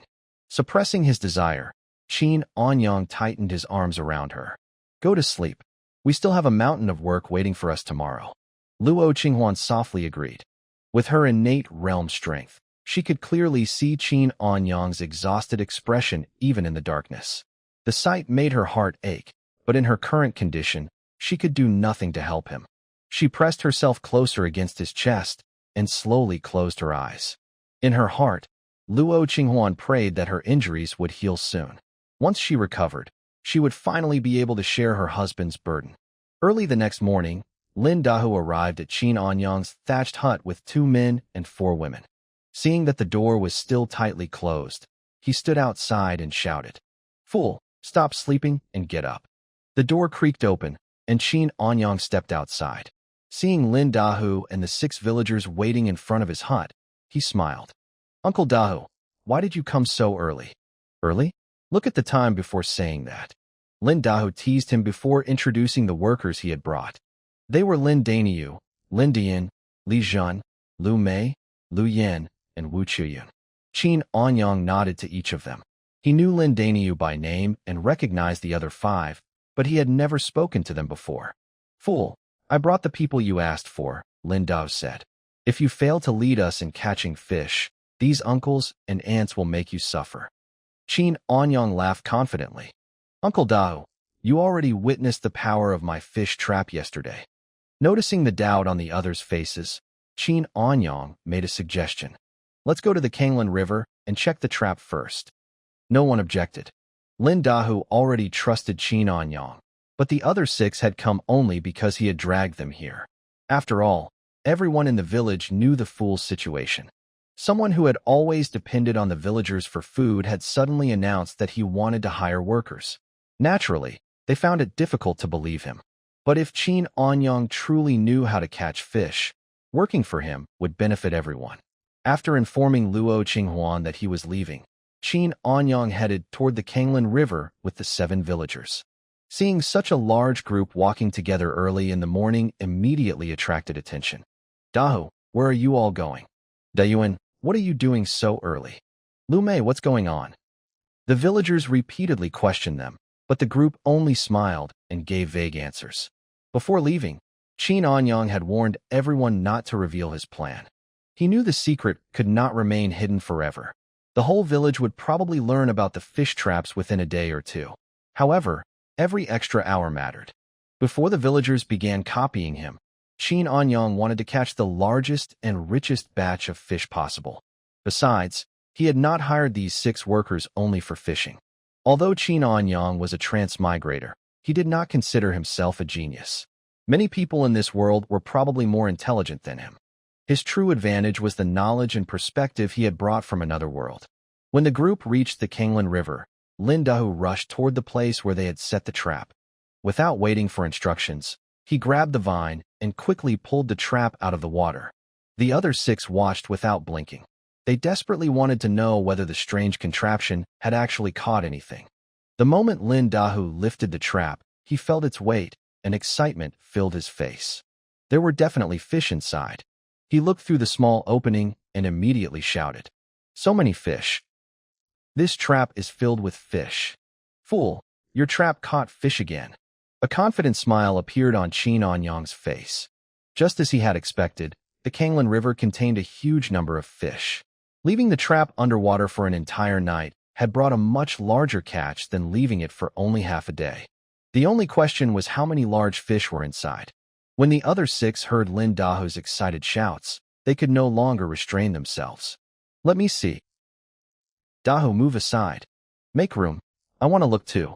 They crowded around the trap and immediately saw the fish packed inside. "There really are so many. I can't believe the fool actually knows how to catch fish." "Umph. I told you yesterday, but none of you believed me," Lin Dahu said proudly. "Do you believe me now?" "We believe you. The fish are right in front of us. How could we not believe it?" Lin Dahu pushed everyone aside and began removing the catch. 1 fish, 2 fish, 3 fish. Fish continued coming out of the trap until the 7 villagers were completely stunned. Heavens, there are actually this many. Young Chin, how did you do it? Stop calling him fool. From now on, we should call him Young Chin. That's right, Young Chin. Listening to them, Chin Anyang could not hide his smile. He had finally gotten rid of the humiliating nickname fool. It had not been easy. His ability had convinced the 7 villagers, at least for now. After everyone calmed down, Chin Anyang turned toward Lin Dahu. Uncle Dahu, I'll have to trouble you to make another trip today. No problem. Leave it to me. Lin Dahu immediately agreed. He only needed to take the fish away and sell them, which was hardly difficult work. Chin Anyang then removed the bait from the trap, deliberately held it near his nose, and smelled it. It can still be used. He returned the bait to the trap and lowered it into the river again. This small performance had been intentional. Chin Anyang wanted the others to believe that the fish trap worked because of a special, secret bait. The trap structure was actually very simple. Any villager who carefully examined it could quickly understand how it worked and make a copy. There was no way Chin Anyang could prevent that forever. Instead, he created the illusion of a secret weapon, hoping to delay the villagers from copying his method for as long as possible. Once he accumulated his first real capital, the fish trap would no longer be important to him. The group had arrived quietly, but they returned to the village with proud expressions. Their appearance caused a commotion throughout Zananba in less than an hour. Lin Dahu carried 1 fish basket on his back and 2 smaller baskets in his hands. Every basket was filled with large and small fish, their scales gleaming in the morning light. The villagers immediately surrounded him. Dahu, how did you catch so many fish? Where did all these fish come from? Lin Dahu raised his head proudly. He had not personally caught the fish, but the villagers' shocked expressions still filled him with satisfaction. However, he remembered Chin Anyang's warning. No matter how many questions they asked, Lin Dahu only smiled and gave vague answers. The other 6 workers also remained silent. They were desperate to tell everyone what they had witnessed, but they were now counting on Chin Anyang to provide them with steady work and income. None of them dared reveal his secret. Their silence only made the villagers more curious. Yet no matter how much they questioned the group, they received no real answer. All they could do was stand there and watch the baskets filled with fish. After returning to the thatched hut, Lin Dahu added the large fish from the water tank to the morning's catch and prepared to leave for the county town. Fool, I'll go sell the fish first. Before Chin Anyang could respond, the other workers immediately corrected him. Dahu, why are you still calling him fool? You should call him Young Chin now.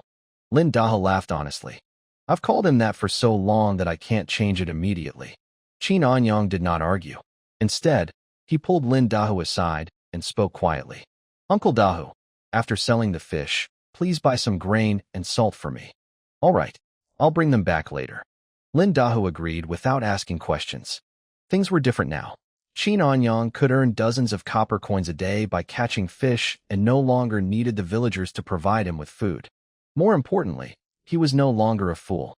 Since he could take care of himself and cook, the villagers no longer had to bring him meals. After saying goodbye, Lin Dahu left for the county town with the heavy fish basket on his back. Once he was gone, Chin Anyang turned toward the remaining 6 workers. Uncles and aunts, Uncle Dahu should have explained everything yesterday, but I'll repeat the terms. The men will receive 3 copper coins a day. The women will receive 3 copper coins for every 2 days of work. For now, meals are not included. How long you can continue working for me will depend on your performance. I don't expect perfection, but anyone who causes trouble will have to leave. The workers had expected him to set harsh conditions, but his requirements were surprisingly simple. Lin Dahu smiled confidently. Young Chin, don't worry. We'll do the work properly. The others quickly agreed. Exactly. Don't you trust your uncles and aunts? Young Chin, you know how well Aunt May has always treated you. I definitely won't hold you back. Chin Anyang listened with a smile, but did not take their promises seriously. They now had an employer-employee relationship. Work was work, while personal affection was something entirely different. Mixing the two would eventually cause problems. His small business had only just begun and could not afford to support lazy workers. After everyone quieted down, Chin Anyang began assigning their tasks. Uncle Dahu, Uncle Dayuan, go cut some bamboo and bring it here this morning. No problem, Lin Dahu answered, patting his chest. Dayuan and I will handle it. Cutting bamboo was a simple task for the two men. Even without Qin Anyang explaining it, they understood that he intended to make more fish traps. Dayuan, let's go home, get our knives, and cut the bamboo. All right. The two men said goodbye and left. After they were gone, Lu Mei asked, Young Qin, what should the four of us do? The wage of 3 copper coins for 2 days was not high, but jobs for women were extremely rare. Even men in the Anwu kingdom struggled to find steady work throughout the year. For women, the situation was much worse. Simply having an opportunity to earn money was already worth celebrating. Follow me. Qin Anyang led Lu Mei, Lu Yan, Li Zhan, and Wu Qiuyun behind a thatched hut. A large plot of uncultivated land covered in weeds lay behind the house. It belonged to Qin Anyang, and a forest began just beyond it. Pointing at the empty plot, he explained their task. Aunt May, I want you to dig a pond here. It must be at least waist deep. Make it as large as possible. If you encounter rocks that are too difficult to remove, leave them where they are. Lu Mei smiled confidently. Young Qin, don't worry. We'll do it properly. Don't underestimate us just because we're women, another added. We can work almost as well as the men. All right, stop boasting, Lu Mei said. Let's go home and get our shovels. The 4 women immediately left to collect their tools. Watching them walk away, Qin Anyang smiled and murmured, I've finally taken the first step. The pond would be used to keep the fish alive. Ningxia County was small, and most of its residents were poor. Only a limited number of families could afford to buy fish. If Qin Anyang tried to sell every fish he caught, the market would quickly become oversupplied, causing prices to fall lower and lower. And once the villagers copied his trap, a decline in fish prices would become unavoidable. However, Qin Anyang's ambitions were not limited to a single county. His true goal was the entire Anwu kingdom. For now, he only needed to sell enough fish in Ningxia County to accumulate his first sum of capital. Once he had enough money, he could begin expanding his plans.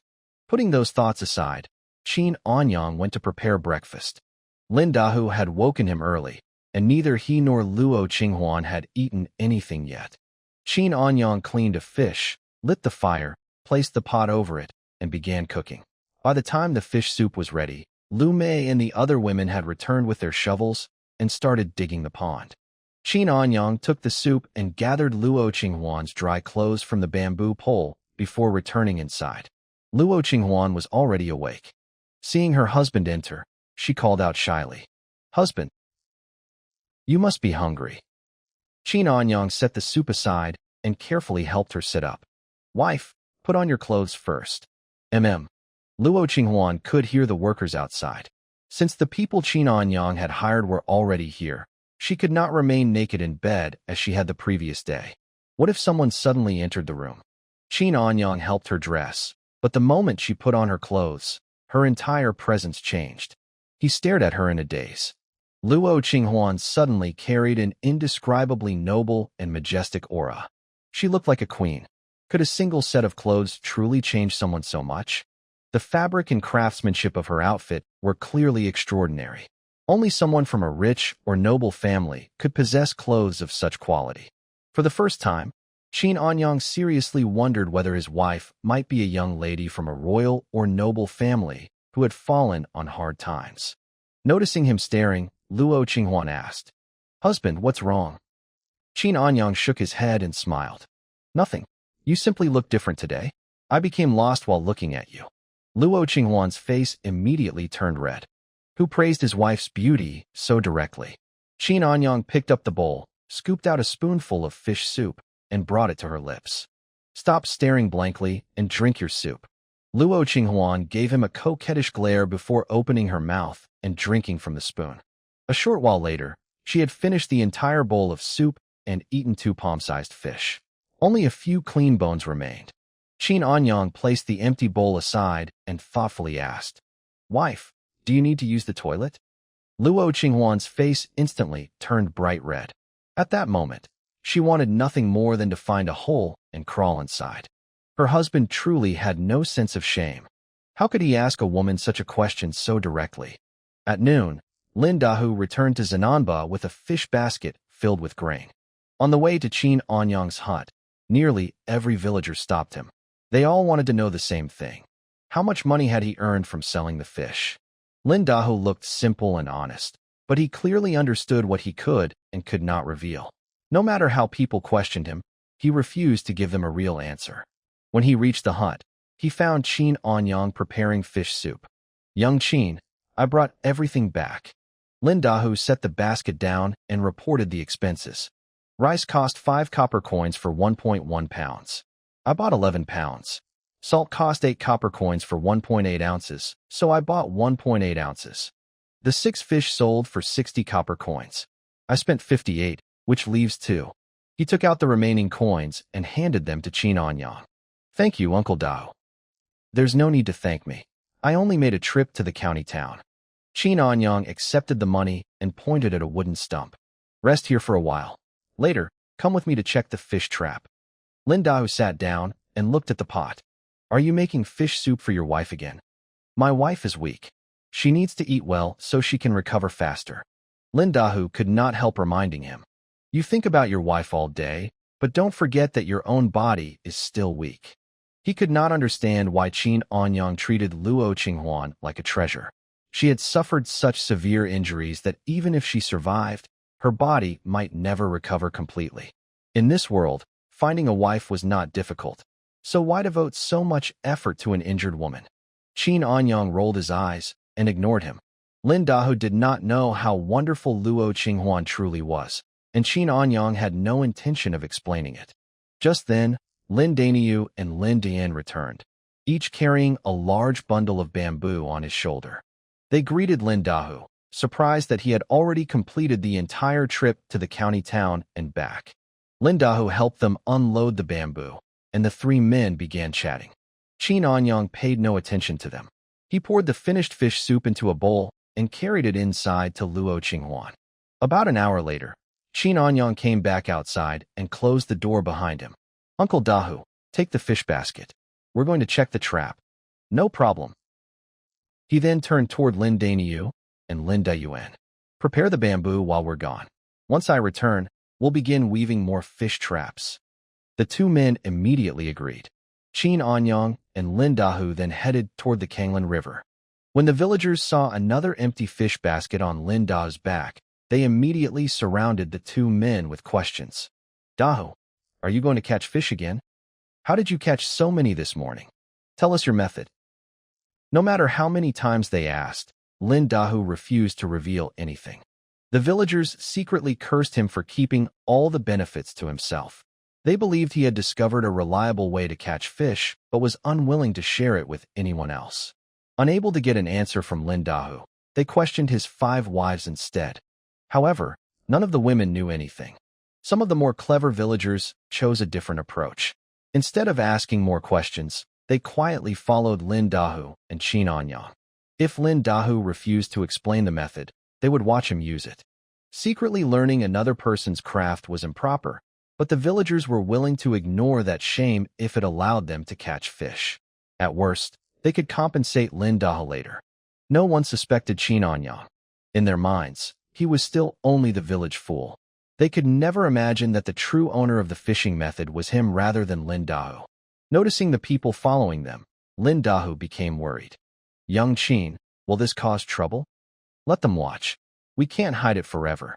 Qin Anyang had expected this to happen. He only needed enough time to accumulate his first sum of money before the villagers began catching fish on a large scale. Besides, seeing the trap did not mean they could immediately reproduce it. Even if the villagers carefully studied its design, making a working copy would probably take 3 or 4 days. Lin Dahu was still uneasy, but he followed Qin Anyang's instructions and pretended not to notice their pursuers. When they reached the riverbank, Lin Dahu eagerly stepped forward, grabbed the vine, and pulled the trap out of the water. The moment he looked inside, his face lit up. "There are fish." "Young Qin, we caught fish again." Qin Anyang smiled calmly. "Take them out quickly. We still need to return and weave more traps." Lin Dahu immediately emptied the catch into his basket. This time, the trap contained 2 large fish and 5 small ones. It was less than they had caught that morning, but both men were still pleased. From a distance, The villagers stared at the trap in confusion. Since when could an ordinary fish trap catch so many fish? They all knew what fish traps looked like and had never seen one work this effectively. Because they were standing too far away, they could not see that Qin Anyang had changed its design. They also felt too ashamed to approach and examine someone else's craft openly. Knowing that the villagers were watching, Qin Anyang deliberately continued his performance. He removed the old bait from the trap and threw it into the river. Then he took a small pouch from his waist and placed it inside. By doing this in front of everyone, he strengthened the illusion that his success depended on a secret bait rather than the trap's design. Qin Anyang then turned toward Lin Dahu. "Uncle Dahu, place the trap a little farther into the river." "No problem." Lin Dahu rolled up his pants, picked up the trap, and walked into the water. After moving 13 to 16 feet from the shore, the water reached the tops of his thighs. If he continued any farther, it would reach his waist. He turned and shouted, "Young Qin, is this place deep enough? Put it there." Lin Dahu lowered the trap into the river and placed a heavy rock inside it. The woven bamboo trap was extremely light, so without the rock, the current might carry it away. Once everything was secured, Lin Dahu put the basket of fish on his back and returned to the village with Qin Anyang. The villagers on the shore did not question them again. They believed they had already discovered how Lin Dahu caught the fish. It was clearly a craft he relied on to feed his family. Naturally, he would never reveal its secrets willingly. If they wanted to learn anything more, they would have to figure it out themselves. When Qin Anyang and Lin Dahu returned to the thatched hut, the open ground in front of it was already covered with bamboo strips. Lin Daniu and Lin Dayuan immediately stopped working. "Dahu, did you catch anything? How many fish were there this time?" Lin Dahu grinned proudly. 2 large fish and 5 small ones. "Impressive, right?" The 2 men quickly walked over and looked inside the basket. Seeing the gleaming fish with their own eyes, they were shocked. The trap had succeeded again. It did not merely catch 1 or 2 fish by accident. Every time they checked it, several fish were waiting inside. Although Lin Daniu and Lin Dian envied Qin Anyang's fishing method, they also became hopeful about their own futures. At 3 copper coins a day, they could earn 90 copper coins every month. It did not sound like a fortune, but unlike ordinary village work, this income could be earned consistently. The annual household tax was 30 copper coins per person. Families unable to pay in money had to provide grain of equal value. Almost every household in Zenonba had at least 7 or 8 people, while some had more than 10. That meant many families had to pay 200 or 300 copper coins in taxes every year. If Lin Daniu and Lin Dayuan worked for Qin Anyang for only 3 months, they could earn enough to cover their household taxes for an entire year. In the past, they would never have dared to imagine such stability. After allowing the 3 men to talk for a while, Qin Anyang told Lin Dahu to place the fish in the water tank. Then he began teaching them how to weave the new traps. The design was simple, and the 3 men understood it almost immediately. With Qin Anyang guiding them, they completed the first trap in less than 2 hours. The finished trap had a semicircular shape and measured approximately 3.3 feet in diameter. Its bottom was flat and contained an opening for removing the catch. The upper half formed a rounded roof with 8 entrances. Each entrance was wide on the outside but narrow on the inside, allowing fish to enter while making it difficult for them to escape. After carefully examining the finished trap, Qin Anyang nodded with satisfaction. "Use this one as the model. Make as many as possible. Don't worry about producing too many." Lin Dahu confidently patted his chest. "This design is easy. I can make at least 7 or 8 traps this afternoon." Lin Daniu agreed. "It's much simpler than the traps we made before. I can also finish 7 or 8. Lin Dayuan was even more confident. "Once I become familiar with the design, I can make more than 10 in a single afternoon, as long as we have enough bamboo." The 3 immediately began working. The first time, they had worked together to produce a single trap. Now, using the completed model, each man made one by himself. In less than an hour, Qin Anyang had 3 more traps. Once the men became more experienced, their speed would only continue to increase. After confirming that all 3 could work independently, Qin Anyang left them and walked behind the hut. There, he found that Lu Mei and the other women had already dug a pond approximately 33 feet across. A large pile of yellow soil had accumulated beside it. The four women were still digging with their heads lowered.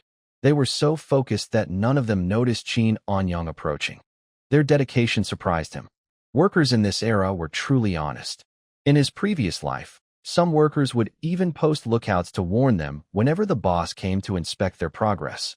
"Aunt May, you can stop now." Lu Mei looked up in confusion. "Young Qin, don't we need to continue digging?"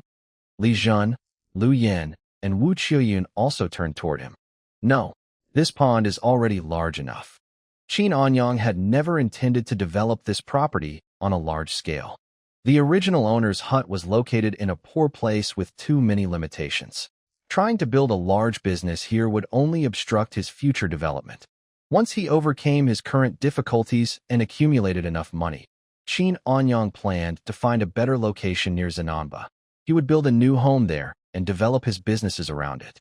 Lu Mei climbed out of the pond and asked, "What should we do next?" She was an honest woman.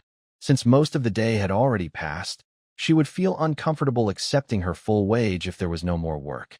Qin Anyang pointed toward the forest behind them. "Go up the mountain and find a way to channel spring water into this pond. Try to finish before tonight, because I may need to use it tomorrow." The four women agreed without hesitation. "Don't worry, young Qin. We'll bring water into the pond before sunset. If there's no water flowing by tonight, Aunt Li won't accept today's pay." The women picked up their shovels, climbed out of the pond, and hurried toward the forest. Qin Anyang called after them. "There's no need to rush. If you can't finish today, you can continue tomorrow morning." Instead of slowing down, the women began walking even faster. Qin Anyang stared after them speechlessly. Had he offered them too much money? Shaking his head, he returned to the front of the hut. He sat nearby and watched Lin Dao, Lin Daniu, and Lin Dayuan weave the fish traps. After a while, he became bored. Since it was still early and the workers no longer needed his guidance, Qin Anyang went inside to rest. Luo Qinghuan looked at him curiously. "Husband, have you finished your work?" "Not yet. There's simply nothing I need to do right now, so I came to keep you company." Qin Anyang removed his shoes, climbed onto the bed, and wrapped an arm around her before closing his eyes. Luo Qinghuan's face turned red, but her beautiful eyes were filled with sweetness. Whenever her husband had free time, he immediately came to stay beside her. Seeing the exhaustion on Qin Anyang's pale and weakened face, Luo Qinghuan felt a deep pain in her heart. Unfortunately, she could not help him yet. Her internal injuries would require at least another week of recovery before she could leave the bed. Returning to her full strength might take several months. She silently promised herself that once her body recovered, she would help her husband with everything. As dusk approached, Qin Anyang woke up. The moment he opened his eyes, he saw Luo Qinghuan's clear, bright eyes staring directly at him. He smiled and teased her. "Am I good-looking?" Very good-looking." Luo Qinghuan answered boldly without looking away. Her direct response surprised Qin Anyang. He affectionately pinched the tip of her nose. "Even if I'm good-looking, you can't keep staring. Your husband has to go back to work." Luo Qinghuan blushed, but her heart was filled with sweetness. Qin Anyang put on his shoes, bent down, and kissed her forehead. "Be good and wait here until I return." He turned and walked toward the doorway. Just as he was about to leave, Luo Qinghuan called after him. "Husband, I'll wait for you to come back." Qin Anyang stopped and smiled at her before stepping outside. The moment he opened the door, he saw nearly 20 completed fish traps spread across the ground. Lin Dahu, Lin Daniu, and Lin Dayuan were also close to finishing the traps currently in their hands. A bright smile appeared on Qin Anyang's face. "Uncle Dahu, Uncle Daniu, Uncle Dayuan, finish the traps you're working on, but don't start any more. Tonight, we'll place all of these traps in the Kanglin River." Lin Dahu, Lin Daniu, and Lin Dayuan quickly finished the traps in their hands. All three were eager to test the results of their work. They had spent the entire afternoon weaving the new traps, but no one knew whether they would catch fish as successfully as the original. "I'm going to check on Aunt May and the others," Qin Anyang told them. He then headed toward the pond behind the hut. He wanted to inspect the women's progress and asked them to help carry the traps.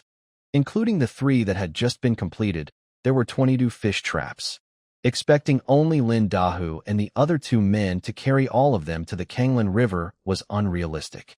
As for Qin Anyang himself, he could not be counted on for such heavy work. The traps were woven from fresh bamboo and were not especially heavy, but in his weakened condition, carrying them all the way to the river would be difficult.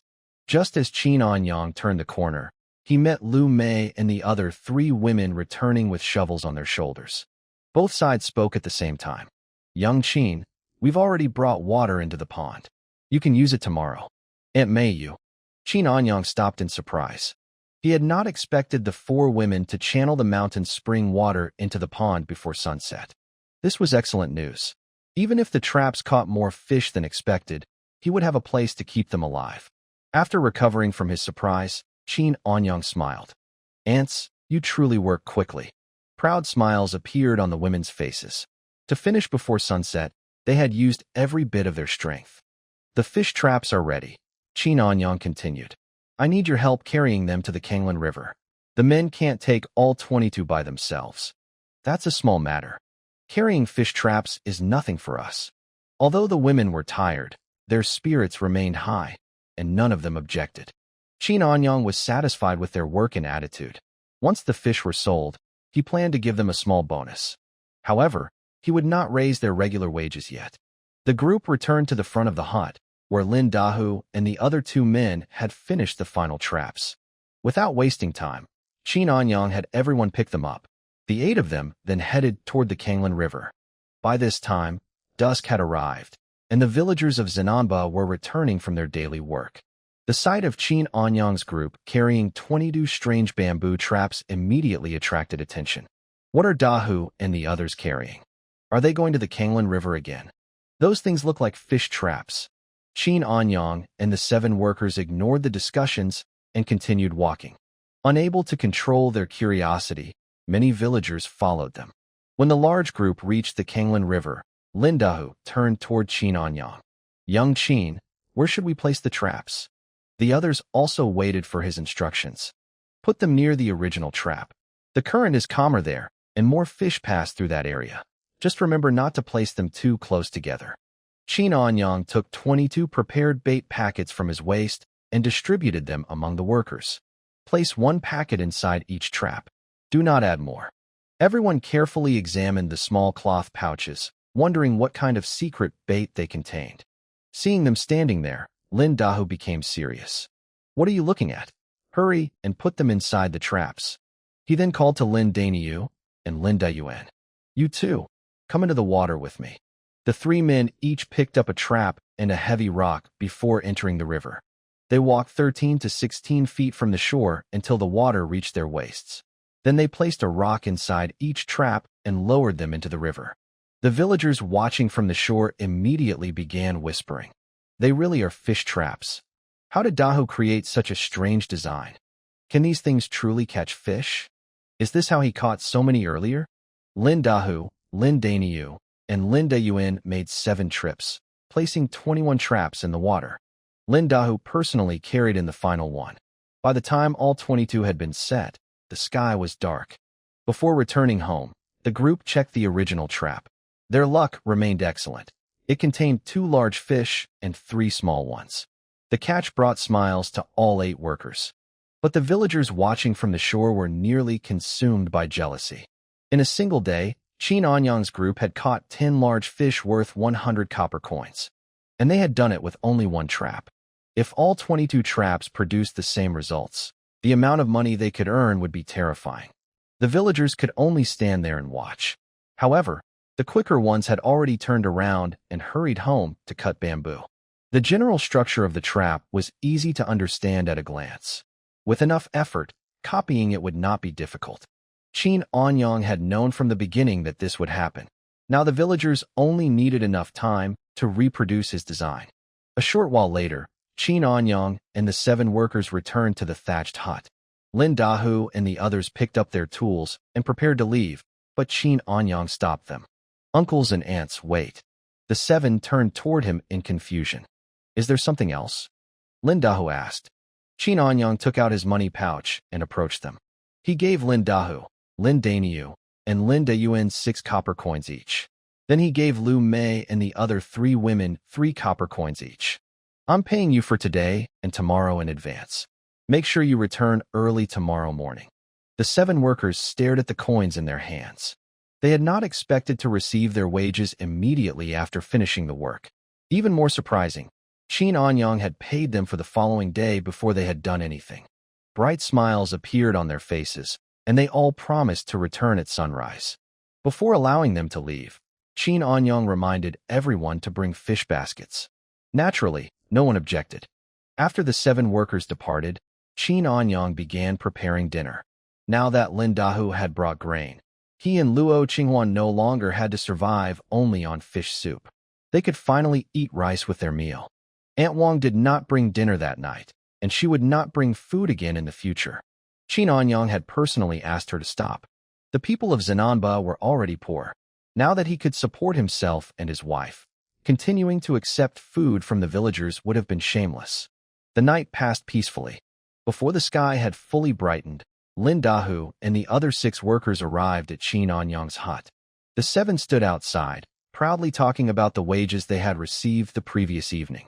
Those few copper coins had earned them plenty of respect from their wives or husbands. Because everyone was in a good mood, they were filled with energy and had arrived much earlier than necessary. Qin Anyang was already awake. With 23 fish traps waiting in the river, there was no way he could sleep peacefully. Until he saw the results. Even he could not guarantee that the new traps would work as well as the original. In the dim morning light, he looked at Luo Qinghuan sleeping beside him. Her face had recovered remarkably well. Her skin was now smooth and delicate, and none of her previous wounds remained visible. Joy appeared in Qin Anyang's eyes. He leaned closer, gently kissed her cheek, and carefully climbed out of bed. After putting on his clothes and shoes, he quietly left the room. The old wooden door closed with a loud creak. The moment Qin Anyang was gone, Luo Qinghuan opened her eyes. A rosy blush spread across her face as she stared at the closed door. Husband, honestly, you secretly kissed me again. Outside, Qin Anyang found the 7 workers boasting to one another. He looked at them in surprise. Why did you come so early? This isn't early. I thought we were already late. The sky is almost bright. Young Qin, let's collect the fish. I spent the entire night thinking about those traps. Seeing their enthusiasm, Qin Anyang did not waste time. Then let's go collect the fish. Everyone put a basket on their back and followed Qin Anyang toward the Kanglan River. Most of the village was still asleep. Even those who had awakened were busy preparing breakfast, so no one noticed the 8 people leaving. By the time they reached the riverbank, the sky was fully bright. Qin Anyang turned toward the 3 men. Uncle Dahu, Uncle Daniu, Uncle Dian, I'll leave retrieving the traps to you. No problem. Leave it to us. Lin Dahu called the other 2 men, removed his fish basket, and walked into the river. They had already expected this task to fall to them. Not only did they have no objection, but they were eager to do it. After adjusting to the cold water, the 3 men moved toward the traps. On the shore, Qin Anyang and the 4 women watched nervously. They were finally about to discover whether the new traps had worked. Following one of the ropes, Lin Dahu found the first trap. He bent down, placed both hands underwater, and gripped the 2 handles Qin Anyang had deliberately added. Then he pulled with all his strength. The moment the trap emerged, the fish inside began thrashing wildly. If Lin Dahu had been weaker, it might have slipped from his hands. There are fish. So many fish. Lin Dahu shouted excitedly as he carried the trap toward the shore. Young Qin, this trap is incredible. There must be at least 7 or 8 large fish inside. Wild joy appeared on everyone's faces. Almost immediately, Lin Daniu shouted from another part of the river. There are many fish in this one too. Young Qin, your trap is miraculous. Then Lin Dayuan's voice followed. My trap also caught fish. As the 3 men continued reporting good news, the tension in Qin Anyang's heart finally disappeared. As long as the traps had caught fish, everything was fine. When Lin Dahu reached the shore, Lu Mei and the other women rushed forward, took the trap from him, and began removing the catch. The 3 men retrieved traps from the river while the 4 women emptied them on shore. They quickly formed an efficient rhythm. As for Qin Anyang, There was nothing left for him to do except supervise. The 7 workers spent more than 2 hours retrieving and emptying all 23 traps. By the time they finished, more than 30 baskets of different sizes stood on the riverbank, almost every one filled with fish. Now they only had to carry everything home. Even with 7 workers, it took 3 full trips to transport all the fish back to the hut. The sight shocked the entire village of Zananba. Men, women, children, and the elderly abandoned whatever they were doing and gathered around Qin Anyang's home to watch the catch being counted. 11 large fish and 34 small fish. 9 large fish and 23 small fish. 16 large fish and 41 small fish. Every time a basket was counted, Lin Dahu loudly announced the result. Each number was met with cries of amazement from the surrounding villagers. When the final basket was emptied, the total was revealed.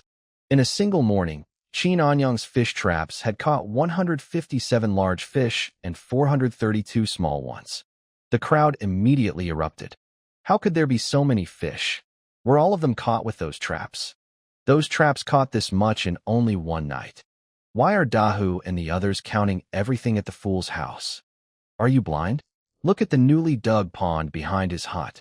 Amid the villagers' excited discussions, village chief Lin Dangshan slowly approached with his cane. Qin Anyang and the others immediately greeted him. Lin Dangshan nodded before turning toward Lin Dahu. Dahu, how did you catch all these fish? A troubled expression appeared on Lin Dahu's face. He first looked at Qin Anyang. Only after Qin Anyang silently gave him permission did he answer. Village chief, we caught them with fish traps. Young Qin designed the traps and hired us to work for him. Lin Dangshan looked confused. Young Qin. Young Qin is the fool, someone in the crowd explained. The foolish boy.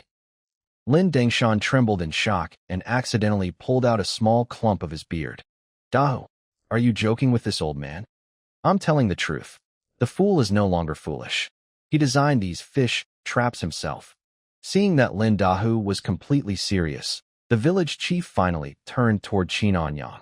He carefully studied him for a long moment. Then a relieved smile appeared on his aged face. Good, very good. The heavens have finally taken pity on you. Before your father died, he entrusted you to us. For more than 10 years, everyone believed you would remain foolish for the rest of your life.